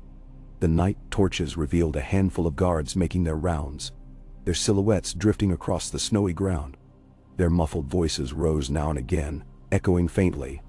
Beyond them, she spotted the stable roofs and the line of outbuildings. Somewhere behind that stretch of low structures stood the small training yard near the kennels, where she had guided Jon's dagger work only hours before. She sighed, drawing her cloak tighter. A swirl of memory rushed in, unbidden. Robert Baratheon's face as she had last seen it so many years ago, contorted in fury at Rhaegar's name. How would he react now, if he ever discovered who Jon truly was? The thought made her grip the parapet with bloodless knuckles. She knew enough of Robert to guess the answer, and it stoked her resolve to keep the secret hidden. At length, a chill seeped into her bones. She turned and made her way back inside, treading softly so as not to wake any slumbering souls. Near the kitchens, she passed an open door where a single lantern revealed a pair of servants cleaning up from the evening meal. They barely glanced her way, so accustomed were they to Lady Lyanna's late wanderings. She offered a polite nod and continued on, her cloak swirling about her ankles. At her chamber door she paused, pressing her palm against the wood, as though gathering the will to rest. Her thoughts were a tangle, but she slipped inside and bolted it shut. Sleep claimed her slowly, through a haze of recollections, joy and heartbreak interwoven. Morning came pale and wan. The winter sky, a muted gray, draped across the battlements. A gentle rime of frost clung to every surface. Lyanna woke to the faint clanging of the castle's blacksmith plying his trade. For a time, she lay still, letting the awareness of the day wash over her. Then she dressed in warm layers, stout breeches, a wool tunic, and her favorite boots lined with fur. Pinning her cloak at the shoulder, she slipped out to greet the early day. She found Jon in the practice yard, but not alone. Robb and Theon were there too, working under Sir Roderick Castle's watchful eye. Jon stood at one end of the yard, listening to Sir Roderick's instructions for sword forms, while Robb and Theon paired off at the other end. Lyanna lingered near the corner, content to observe for the moment. She watched Jon's posture, the way he shifted his feet, the subtle tension in his shoulders. He was mindful of Sir Roderick's gaze, but she could tell he was incorporating the techniques she had taught him. His footwork was smoother, his eyes sharper. Robb and Theon launched into a spar that rang with the sound of steel on steel. Passing Stablehand paused to watch. Sir Roderick called out corrections, urging Theon to keep his guard higher, instructing Robb not to rely too much on raw force. Meanwhile, Jon performed the drilling exercises, each cut and parry practiced again and again. After a while, Sir Roderick called for a rest, letting the young men catch their breath. That was when Jon spotted Lyanna. He offered a small, respectful dip of his chin, no words passing between them across the distance. She gave a tiny nod, acknowledging him in that subtle way only they shared. Then she withdrew, not wishing to disturb Sir Roderick's lessons. She drifted toward the godswood. Beyond the stout oaken doors that led into the sacred grove, a hush fell. The ancient trees rose, dark branches knit overhead. The weirwood, bone white, loomed in the center, its carved face slick with red sap like old wounds that never heal. She felt a shiver pass through her, recalling how as a child she'd come here with her brothers to pray or to hide from the castle's chores. Now she came seeking solace. The old gods, silent though they were, might offer calm in her swirling mind. She sat on a mossy stone near the hot springs, letting the warmth rising from the water wrap her in gentle mist. Closing her eyes, she listened to her own breathing. She could almost sense the heartbeat of the north in the hush, the ancient pulse that ran through these lands and through her blood. She thought of Rhaegar, then. A fleeting memory of his calm voice, his focus on prophecy, and her chest tightened. Had his dream of a prince that was promised truly pointed to Jon? She had once dismissed it as Targaryen superstition, but now she wondered if she'd been too quick to scorn the idea. The boy was special. Of that, she felt certain. A slight crunch behind her startled her from her reverie. She turned to see Ned standing some yards away, watching her with quiet concern. She rose slowly, brushing stray leaves from her cloak. "I didn't mean to disturb you," he said softly. "Maester Luwin and I were reviewing some correspondence. I thought I might find you here."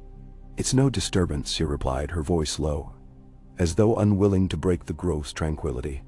"Is something amiss?" He stepped closer, arms crossed against the chill. "A raven arrived at first light. King Robert means to journey north within a fortnight's time. He brings quite a retinue. Queen Cersei, their children, and half the royal court." The words fell like stones into a calm pool, rippling outward in Lyanna's consciousness. Her heart pounded. "So soon?" she asked, trying to keep her voice steady. Ned's expression was grave. "Yes.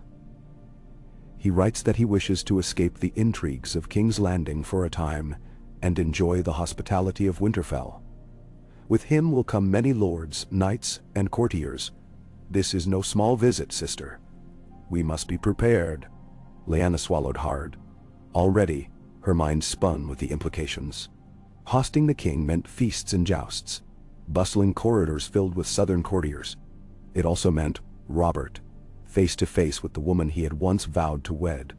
She tried to control the tremor in her voice. "We'll do what we must." Ned glanced at the weirwood, its red eyes fixed in their eternal stare. He lowered his gaze, as though gathering words. "I want you to decide what you're comfortable with. The realm knows you're alive, but not how well you've recovered. If you choose to play the part of a recluse, no one would blame you. You can keep your distance." Meso. She considered that. Part of her longed to hide away, to avoid Robert's presence entirely. But another part balked at the notion of cowering. "I won't skulk in the shadows," she said quietly. "I'll be cautious, but I refuse to lock myself away in a tower like some ghost." Ned studied her face. "As you will," he said. Then a flicker of worry crossed his eyes. "And Jon?" Lyanna exhaled slowly. "We keep the story the same. He's your son by another woman. Let Robert see only what he wants to see. A bastard in the Stark household. But I'll ensure Jon stays discreet. The last thing we need is the king paying him too much attention." Ned nodded. "I agree. Robert will be too busy hunting, feasting, and planning whatever scheme has led him here. But be vigilant." He paused, then reached out to squeeze her arm gently. "We'll face this together." She placed her hand atop his, drawing a measure of reassurance from the contact. Then she let him go, and he turned to leave the godswood. Lyanna stood a moment longer by the hot springs, wrapping her arms around herself. The old gods gave no answer to her silent plea for guidance. At length, she too departed the grove, footsteps echoing on the wooden footbridge that spanned the steamy pool. In the days that followed, Winterfell buzzed with a growing energy. Supplies were doubled, spare rooms aired out, and extra hands hired from nearby townships to help with cleaning, cooking, and hosting. The courtyard seemed ever full of activity. Carpenters mending old fences, servants hauling barrels of mead and ale, guards polishing armor to befit a royal welcome. Lady Catelyn oversaw much of it, gliding through the chaos with a poised efficiency that Lyanna silently admired. Despite the unspoken tension that lingered between them, she could not deny Catelyn's skill at managing a great household. Lyanna moved among the preparations with quiet purpose. She ensured extra feed for the horses, inspected the guest chambers for any sign of draft or disrepair, and conferred with the steward regarding the best way to arrange sleeping quarters for the king's retinue. Wherever she went, whispers followed, a subtle hush. The small folk watched her with that mixture of respect and curiosity, for her legend was whispered still, the spirited Stark girl who had vanished, rumored dead, only to return in secrecy. Now she moved among them, a living ghost. Amid all this bustle, Jon continued to train. Sometimes with Robb, sometimes alone. Lyanna managed to find small pockets of time to drill him further. She could see the tension in his face, his desire to excel, to earn some sense of belonging before the king arrived. Yet there was also an undercurrent of excitement. Like every other boy in Winterfell, he couldn't help the thrill of seeing the royal party in person. Lyanna gently reminded him to maintain his composure, to blend into the background as best he could. He nodded, though she wasn't entirely sure if he understood the danger in Robert's presence. One afternoon, she came upon Jon practicing archery with Theon and Robb near the old archery butts. Arya lurked behind them, occasionally trying to sneak in her own shot, much to Theon's mock exasperation.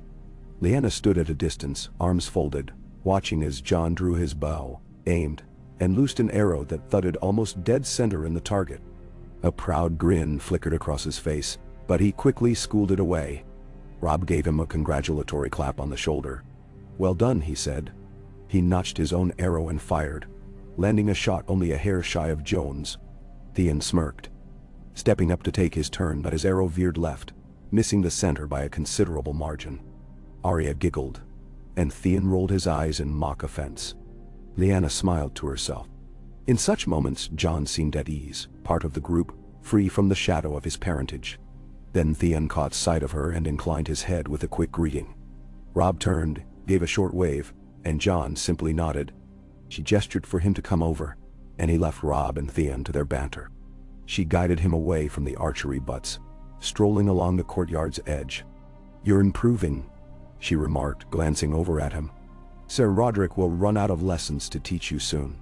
He shrugged, a self-conscious smile tugging at his lips. "I still have much to learn, but I feel stronger." "Nemesis." "That's good," she said. Then her voice softened. "Jon, when the king arrives, You must keep to your normal routines. Don't draw attention to yourself. If Lord Stark or Lady Catelyn assigns you any tasks, do them without complaint." A flicker of curiosity lit his eyes. "Why do you worry so much about the king noticing me? I'm just one of many in this castle." Her heart squeezed, but she maintained a measured tone. "Because Robert Baratheon has a temper and complicated feelings about the past. If he decides to pry, it could mean difficulties for Ned. And for you, it's better not to stand out." "Mr. Jon hesitated, as though he wanted to press for more details. But in the end, he only nodded. "I understand," he said quietly. She reached out, letting her hand rest briefly on his shoulder. "Your time will come, Jon," she murmured. "But not yet." He frowned slightly, puzzling over her words. Then someone called his name from across the yard, one of the stewards beckoning him to help unload a cart of barrels. He excused himself, trotting off to oblige, leaving Lyanna standing there, her own thoughts a swirl of caution and longing. The day the king's party finally appeared on the horizon, Winterfell bristled with nervous anticipation. Grooms and pages lined the courtyard, ready to tend to horses and gear. The gates stood wide open, tall banners of the direwolf flapping in the wind. Atop the walls, watchers peered down the King's Road, waiting for the first glimpse of the royal procession. Lyanna took her place on the dais outside the Great Hall, beside Catelyn, Sansa, and Arya, while Ned and Robb stood at the forefront to greet the king himself. The horns sounded. Distant hoofbeats thundered along the stone causeway. A line of gold and crimson and steel wound its way into view, so numerous it seemed half of King's Landing might have emptied into the north. Royal banners bore the crowned stag of House Baratheon, and behind them rode the Lannister gold lion. Armored knights gleamed in the pale northern sun. Pages scurried alongside wagons, laden with supplies and finery. When at last King Robert Baratheon rode through the gates, Lyanna's pulse throbbed. She recognized him even across the distance. A bear of a man, broad in the shoulders and thick in the waist. His black hair shot through with the first streaks of gray. He wore regal furs over fine riding leathers, and a short golden crown sat on his brow. Though the handsome vigor of his youth had softened into robust weight, he still carried the aura of a king. Riding beside him was the queen, Cersei Lannister, her golden hair bound in intricate braids, her eyes scanning the courtyard with a cool, assessing gaze. Ned stepped forward with formal words of welcome, bowing low. Robert dismounted clumsily, then swept Ned into a hearty embrace. The sincerity of his affection for his old friend clear. Ned managed a small tight smile in return, though his eyes betrayed a flicker of tension. Lyanna watched from her place, swallowing the knot of anxiety lodged in her throat. Robert's booming voice echoed across the courtyard. "Gods, it's cold here. Is it always winter in your cursed land, Ned?" He clapped a heavy hand on Ned's shoulder, laughing. "You haven't aged a day, while I've grown fat.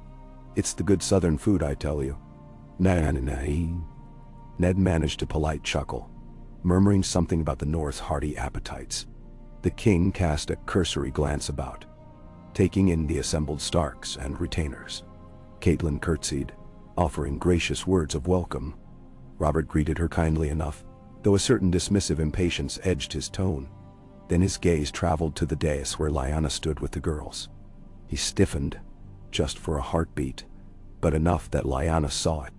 The years seemed to melt from his face in that moment, and she caught a glimpse of the Robert she had known, a younger man, full of fury and longing.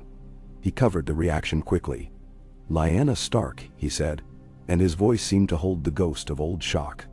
"I'd heard you'd survived, but the rumors never quite matched the reality." She forced herself to step forward, giving a small curtsy. "Your Grace," she murmured, careful to keep her expression composed. She saw his eyes roam over her face, noting the subtle lines and changes the years had wrought. She wondered if he was disappointed at the woman standing before him, no longer the bright, fiery girl of his memory. For a moment, it seemed Robert might say something more, but the Queen's voice cut in. "My lord husband," she said, a slight edge in her tone. "It has been a long journey?" Shouldn't we take refreshment? Her green eyes flicked from Robert to Lyanna, a faintly derisive arch to her brow. Robert blinked, as though recalling himself. Yes, yes, of course, he agreed, waving a hand. We've brought enough people to fill your halls twice over, Ned. Best feed us before we all freeze in the courtyard. Nini. Ned nodded, stepping forward to guide the king inside. The courtyard erupted in activity as the other members of the procession began dismounting, handing reins to stable hands, fussing with cloaks and hoods in the biting northern wind. Lyanna stepped back, letting the tide of courtiers and lords sweep around her. Through the crowd, she caught a glimpse of Jon in the background, half hidden behind a wagon wheel, quietly helping a groom unbuckle a horse's girth. His gaze flitted toward the king for a brief instant, curiosity mingled with wariness. Then he ducked his head and continued his task. During the lavish welcome feast in the great hall that evening, Winterfell's stone walls rang with laughter and music. Cooks laid out the finest fare the north could offer: roasted boar, venison pies, trout from the white knife, loaves of crusty bread, and flagons of strong ale. The king sat at the high table alongside Ned and Catelyn, with Queen Cersei seated next to him. The royal children, Prince Joffrey, Princess Myrcella, and Prince Tommen, occupied places of honor, accompanied by a retinue of Lannister guards and courtiers. Lyanna sat further down the dais, near Sansa and Arya. She caught sight of Robert's boisterous conversation, the way he quaffed ale and demanded more, the way he occasionally glanced in her direction. She managed to keep her composure, quietly sipping from her cup and nibbling at her meal. Sansa was enthralled by the presence of princes and princesses, sneaking starry-eyed looks at the golden-haired Joffrey. Arya, on the other hand, fidgeted, clearly bored by the polite chatter. Under the table, Lyanna felt Arya's foot tapping anxiously. She reached over, stilling the girl's knee with a gentle hand, which earned her a sheepish grin. The night wore on. Musicians struck up tunes that mingled the northern style with some southern ballads to please the king's party. Courtiers danced, swirling in bright silks that contrasted with the more muted wools of the north. Wine and ale flowed freely. Lyanna watched from her seat, occasionally standing to converse with a passing lord or lady who approached her with pleasantries. She answered politely, ever conscious of Robert's presence not far away. At one point, when the king stood to loudly demand a different song from the minstrels, Ned excused himself from the high table and approached Lyanna. Dalian. He bent low, speaking so that only she could hear. He hasn't taken his eyes off you for half the evening, Ned warned. Be careful. She set her cup down, fixing her brother with a steady look. I won't give him cause for trouble, she promised, though her heartbeat quickened. Go on, you shouldn't leave him unattended. Ned squeezed her hand briefly, then returned to his seat. Lyanna exhaled, finishing the last of her water. Across the table, Arya fiddled with her fork, bored by the ceremony, while Sansa giggled with a visiting lady from House Manderley. Lyanna forced a small smile, but she couldn't ignore the tension gnawing at her. Finally, the feast broke into smaller gatherings. Some rose to dance, others formed clusters to gossip or plan hunts. Robert, deep in his cups, laughed raucously with a group of men in the corner. Lyanna thought she might slip away unnoticed in the swirl of movement, but just as she turned toward the exit, a large shadow fell across her. Leaving so soon? The king's voice rumbled, and when she looked up, Robert Baratheon stood there, the smell of ale and roast meat clinging to him like a heavy cloak. His face was flushed, his eyes oddly bright. Around them, the hall continued to bustle, though she felt as though a spotlight shone on this moment. She bowed her head slightly. I was only stepping out for a breath of fresh air, Your Grace. He snorted, a half laugh. A breath of northern air, is it? You always did like to run free, as I recall. His gaze roved her face, tracing the angles. Gods, Lyanna, it's been so many years. She held herself tall, refusing to let his scrutiny rattle her. Yes, she said, forcing composure into her voice. It has. He took a half step closer, towering over her, though he seemed less stable on his feet than he might have been sober. You were dead, he muttered, as if speaking a thought meant only for himself. They said you were dead. And then Ned, the stubborn wolf, claimed you lived. wrapped in your sorrow," they said. I almost couldn't believe it. She swallowed. Beneath her dress, her muscles tensed, poised as though she faced an opponent on the training yard. "I nearly did die," she answered, words chosen carefully. "But the gods saw fit to spare me." He let out a barking laugh that turned a few heads. "The gods," he repeated. "I prayed to them once. Didn't do me much good in the end." His words hung in the air. She glanced around, acutely aware that curious eyes were drifting their way. "If you'll excuse me, Your Grace," she said softly. "I truly do need some air." He caught her elbow before she could go, not painfully, but with enough force to remind her of his strength. His breath smelled strongly of drink as he leaned in. "Tell me one thing," he said, voice lowered. "Was it Rhaegar? Did he?" "Gods, I never got the chance to ask you." A jolt of anger flared in her chest. Her voice tightened. "It's in the past, Robert," she said. "Let it rest." She pried his hand gently from her arm. "Enjoy your feast, my king." For an instant, she thought she saw a flicker of real pain in his eyes, buried under layers of ale and pride. But he didn't speak further. She turned and walked away, weaving through the crowd until she found the side exit that led to the courtyard. The moment she stepped outside, the cold night air crashed over her like a wave. She drew in a deep breath, pressing a hand to her racing heart. She paced across the courtyard, boots crunching in the thin layer of snow. The sky above was clear, stars burning bright in the blackness. She found a corner near the old well, where the torches cast flickering shadows against the worn stones. Closing her eyes, she tried to steady her pulse, tamping down the swirl of emotions Robert's questioning had evoked. A voice murmured, "My lady?" She whirled to see Jon stepping out of the darkness. He must have come through the yard, unnoticed.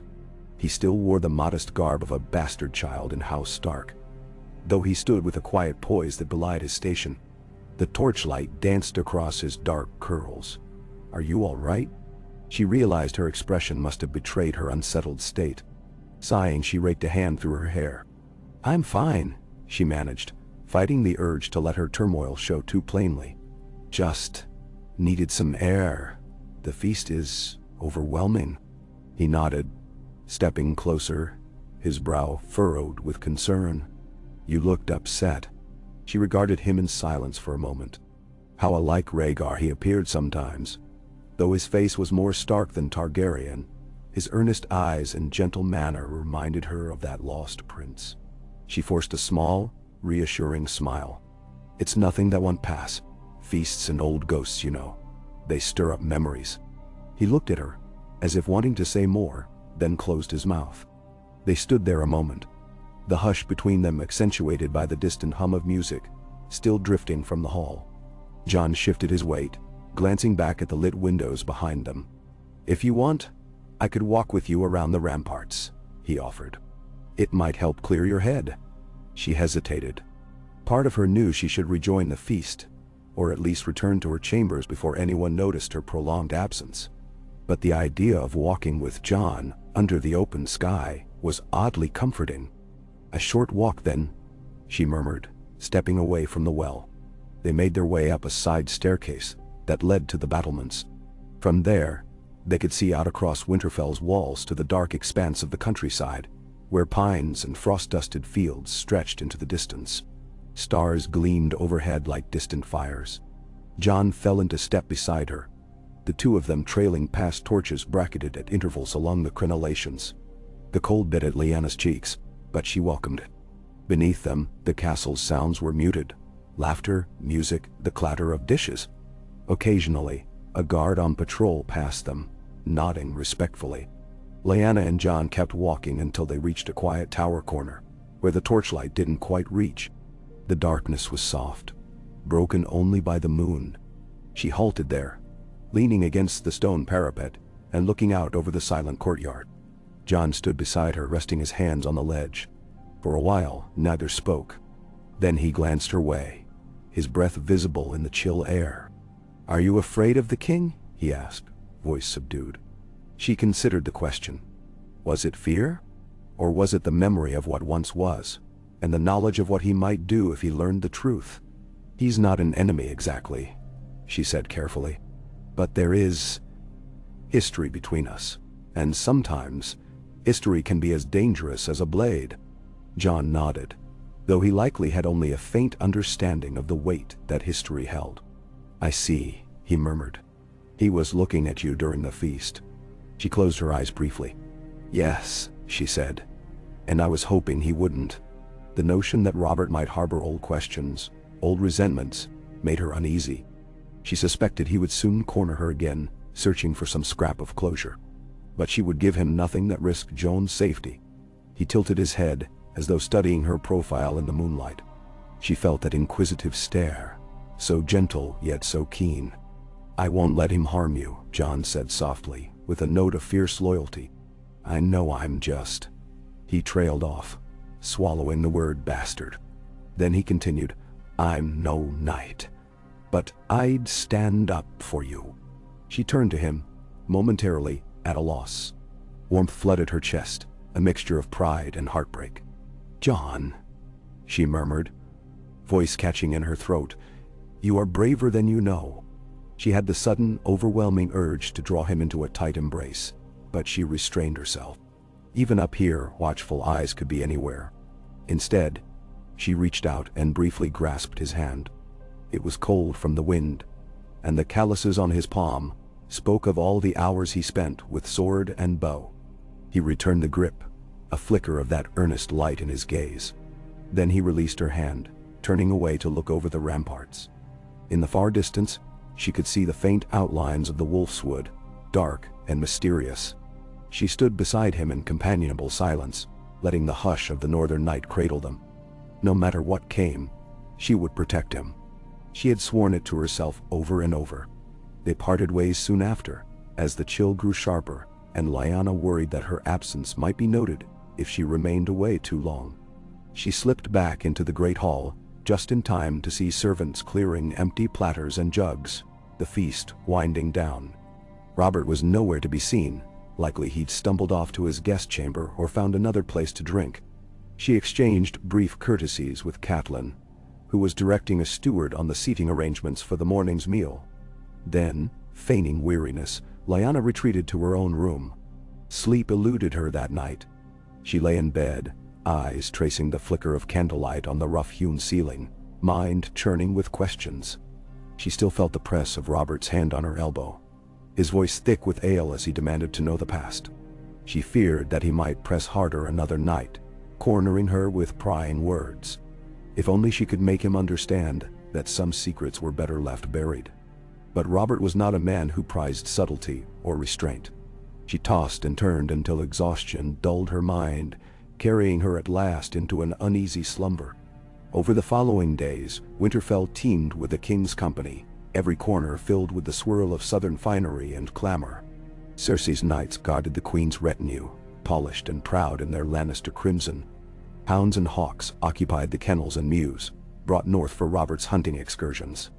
Lords and ladies wandered the courtyards, complaining of the cold or marveling at the hot spring. Gossip abounded, and the servants scurried to keep the guests fed and comfortable. Robert hunted in the wolfswood nearly every day, returning at dusk with trophies of boars or stags, his laughter echoing through the gates. Sometimes he would pluck Ned from his duties to ride at his side, as though trying to recapture their youth. Lyanna kept her distance, but she felt Robert's eyes linger on her whenever they were in the same room. More than once, she slipped out a side door to avoid his approach. Jon managed to blend into the background well enough, buried in chores or training sessions. Yet Lyanna noticed him watching the royal children from afar. He studied Prince Joffrey, who strutted about with a haughty air. Lyanna could see Jon's lip curl slightly at Joffrey's arrogance, and when the younger Tommen or Myrcella passed, Jon's expression softened, pitying them for having such a brother. She kept an eye on him, ready to intervene if trouble brewed. But so far, Jon kept his head down, as instructed. On one bright but frigid afternoon, a row of archery butts was set up to entertain the king and his courtiers. Robert, hearty from his hunt, demanded a little sport. Lords took turns firing at targets, while the king guffawed at their attempts. Men cheered or heckled one another, betting on who would shoot best. Lyanna stood at the periphery, wrapped in a heavy cloak, trying to remain inconspicuous. She saw Ned stepping forward to take a shot, and the king's laughter filled the air. Cersei watched from the side, face carved in polite disdain. Jon drifted near, perhaps to observe. Lyanna silently willed him not to draw attention, but Robert's eagle eye, never entirely dulled by drink, fell upon the boy. "You there," he barked. "Ned's boy, is it? Let's see if you can shoot better than these southern dandies." "Meanwhile." Jon froze, uncertain. Ned, handing his bow to a steward, frowned at Robert. "He's still young, your grace." The king waved a hand dismissively. "All the more reason. Here, boy, show them how a Stark arrow flies." Jon flushed under the weight of so many gazes. Reluctantly, he stepped forward. One of the courtiers thrust a bow at him. Lyanna's heart thumped in her chest, worry and pride mingling. Jon tested the draw, found an arrow, and notched it. The courtyard fell quiet as he lifted the bow, exhaled, and released. The arrow flew straight and struck near the center of the target. A small cheer went up from some of the onlookers. Jon lowered the bow, stepping back awkwardly. Robert let out a booming laugh. "Well done." He clapped his hands. "Bastard or no, that was a fine shot. Ned, you've at least taught this one to aim true, eh?" An uncomfortable murmur rippled through the crowd. Lyanna stiffened. Jon's face reddened, and Ned's jaw tightened. But the king seemed oblivious to the tension, waving a hand as though bestowing a boon. "I reward skill," he proclaimed, turning to one of his attendants. "Give the lad a silver stag or two. I like to see a good archer in the making." Jon mumbled a polite thank you, awkwardly accepting a coin from the attendant. He slunk back to the edge of the gathering, ignoring the glances from the assembled lords. Lyanna's stomach churned. At least Robert's interest seemed fleeting, overshadowed by his next command for more wine. But the exchange had set her nerves alight.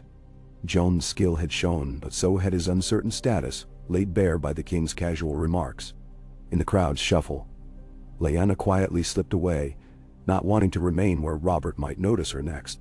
She found an alcove near the gate, leaning against the cold stone to catch her breath. After a moment, Jon appeared beside her, breathless and flushed. He held out the silver coins as though they were tainted. "I don't want his coin," he muttered, anger and embarrassment coloring his tone. She closed his hand around them gently. "Keep it," she said, voice soft. "Better to have it than throw it away." He stared at her, face taut with conflicting emotions. "I hate the way he made a spectacle of me," he said, as if I were a dog performing a trick. Lyanna placed a hand on his shoulder, scanning the area to ensure no prying ears were near. "I know," she whispered. "Just remember what I told you. Don't stand out. Next time, miss the target by a few inches, let him laugh you off as harmless." Her words tasted bitter, but it was the safest course. Jon swallowed hard. "But you've taught me to do my best." She grimaced. "We do what we must to survive, Jon. Sometimes that means hiding our strengths." She didn't want to curb his talent, but reality demanded caution. She softened her tone. "Come find me later. We'll practice in private." He took a breath, then nodded slowly, slipping the coin into his pocket like a burden he couldn't quite discard. Together, they parted ways before the king or his courtiers could single them out again. That evening, Lyanna was summoned to the solar by Ned. She found him standing beside a window, staring out at the flickering lights of tents erected in the courtyard for the overflow of guests. He turned when he heard her enter, his face grim. "Robert has been asking questions about you," Ned said. "He cornered me in the yard, wanting to know why you remain so distant. He claims he only wants to talk." Her heart sank. "He cornered me once already," she said, stepping closer. I avoided answering. Ned's eyes flickered with worry. "Be careful. He's persistent. He might corner you again." She paced the room, her restless energy building. "If he demands answers about the past, I'll refuse. Let him think I'm too broken by it all.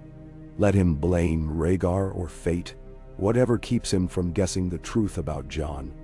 Ned nodded. But the strain was evident. He might not guess it. He's not prone to subtlety. But if the queen grows suspicious, or if one of her family does, We could have trouble. They are cunning, Lyanna. She paused, gazing at her brother. She saw how the stress weighed on him, lines of responsibility etched on his brow. We'll keep our heads down, she said. Jon will do the same. Robert will tire of the cold eventually and return south. Ned exhaled. Eh? Let us hope so. Nan Chao. Days passed in a tense dance. Robert hunted, drank, and boasted of battles long past. His courtiers schemed, charmed, or complained about the northern weather. The queen, cold as polished steel, spent most of her time among Lannister kin, occasionally gracing the Starks with her presence like a cat among pigeons.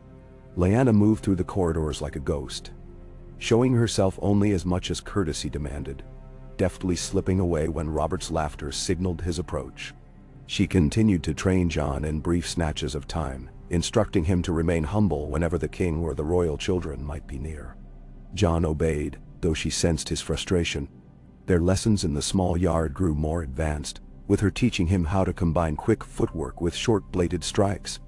At times he asked if he could best some of the castle's other guards, but she told him no. Not now, with the king's gaze still lingering. He reluctantly acquiesced, storing up his ambition behind guarded eyes. One late afternoon, while the sky glowed purple with impending dusk, Lyanna found herself crossing the courtyard toward the library tower. She intended to retrieve a particular map for the steward.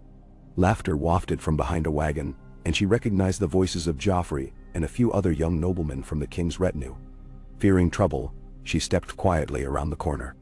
There, she saw Jon and Theon pinned by the jeers of the princeling and his cronies. Joffrey wore a smug grin, fiddling with the hilt of a small ornamental sword. "Snow, is it?" Joffrey sneered, emphasizing the name. "They say you're quite the archer. Should we test you?" One of his companions snickered, glancing at Theon, who looked ready to retort. Jon stood rigid, hands at his sides. "I have chores," he said quietly. "I need to be going." Joffrey sidled closer, a mocking laugh in his throat. "Oh, do you now? Don't you want to show me how you shoot, bastard?" Lyanna felt her anger flare. She was about to intervene when Theon stepped forward with a cocky grin. "The only bastard's behavior here, my prince, is yours. Surely you have better things to do than pester stable boys." "No, nay." The older boy at Joffrey's side bristled, hand drifting to his own blade. But Joffrey held up a hand, eyes narrowing at Theon. "And who are you to speak to me that way, Greyjoy? A hostage in this northern dump. Careful, or I'll have my hound teach you manners." Lyanna's pulse thundered. She saw Jon's fists clench, though he remained silent. She couldn't let this escalate. Quietly, she stepped into view. "Is there a problem here, my prince?" she asked, her voice composed. She drew the gazes of the small cluster of youths. Joffrey turned, lifting his chin. He recognized her at once, Lady Lyanna Stark. For a moment, his face betrayed uncertainty, as though he wasn't sure how to balance his arrogance with respect for the king's old obsession. He inclined his head stiffly. "No problem, my lady," he drawled.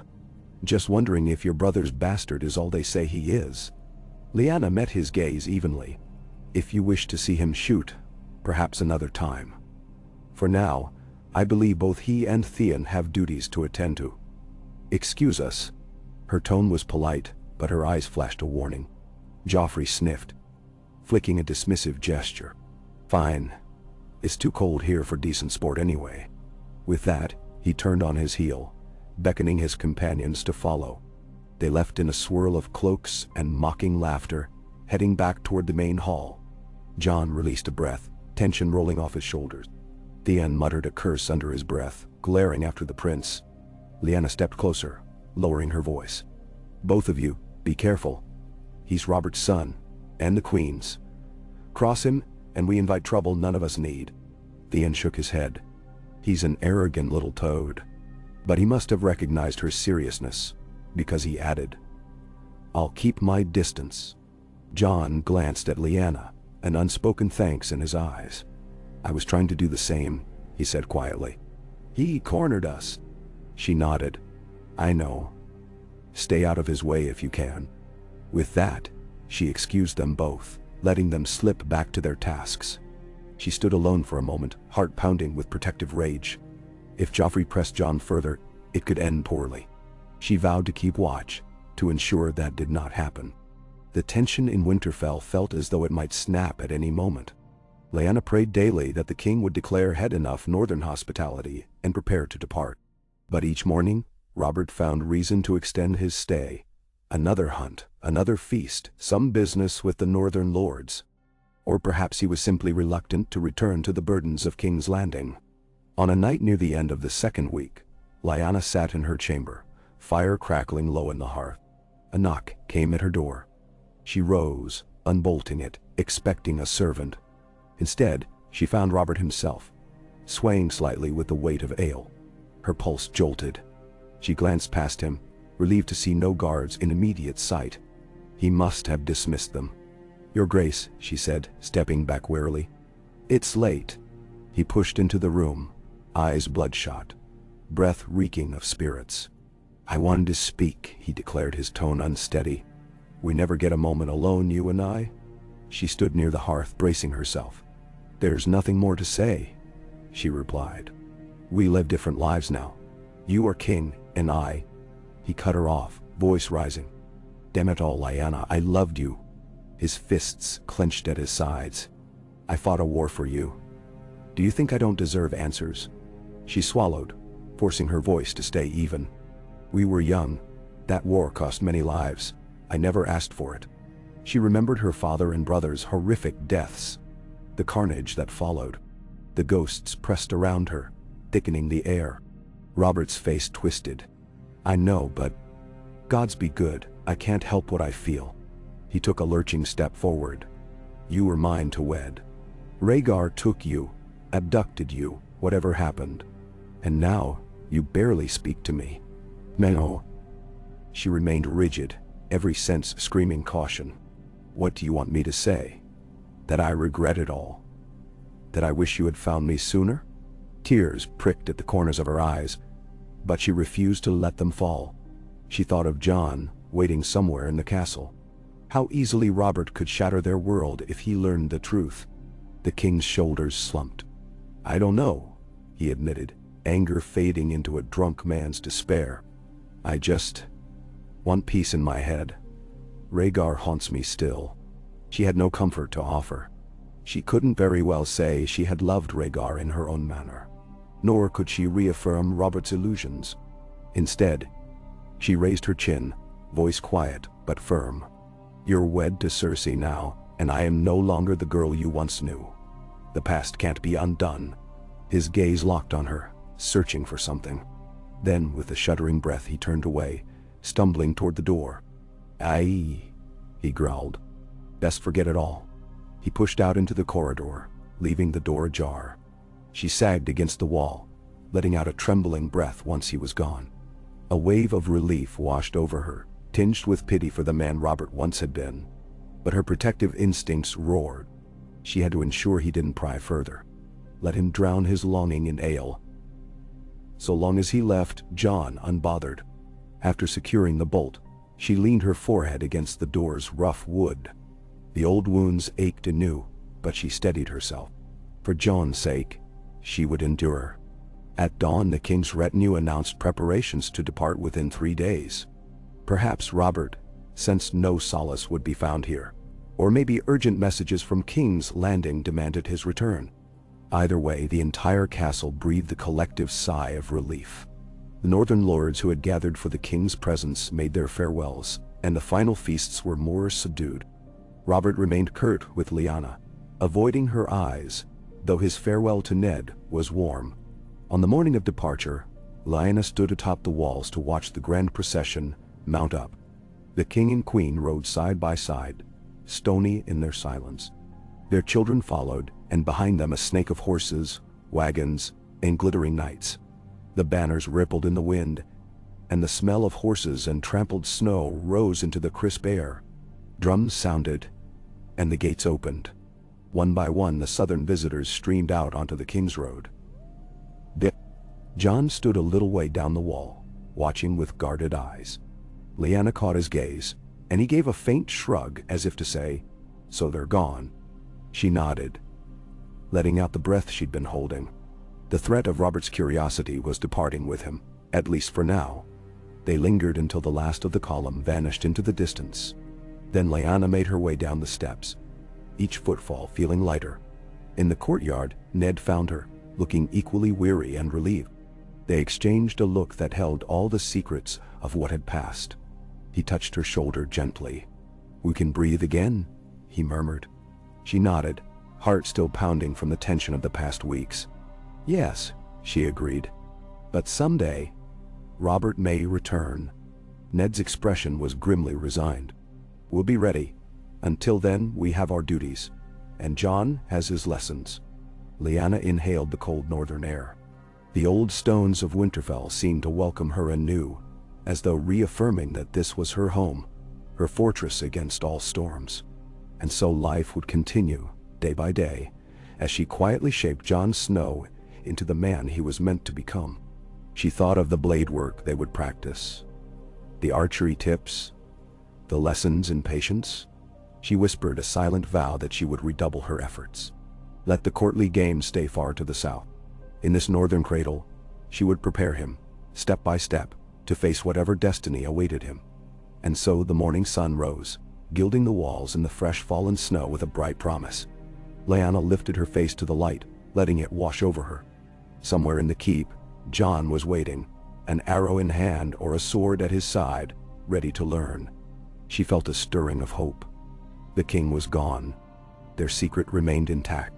And her mission, her love, burned as fiercely as ever, a hidden flame in the ancient heart of Winterfell.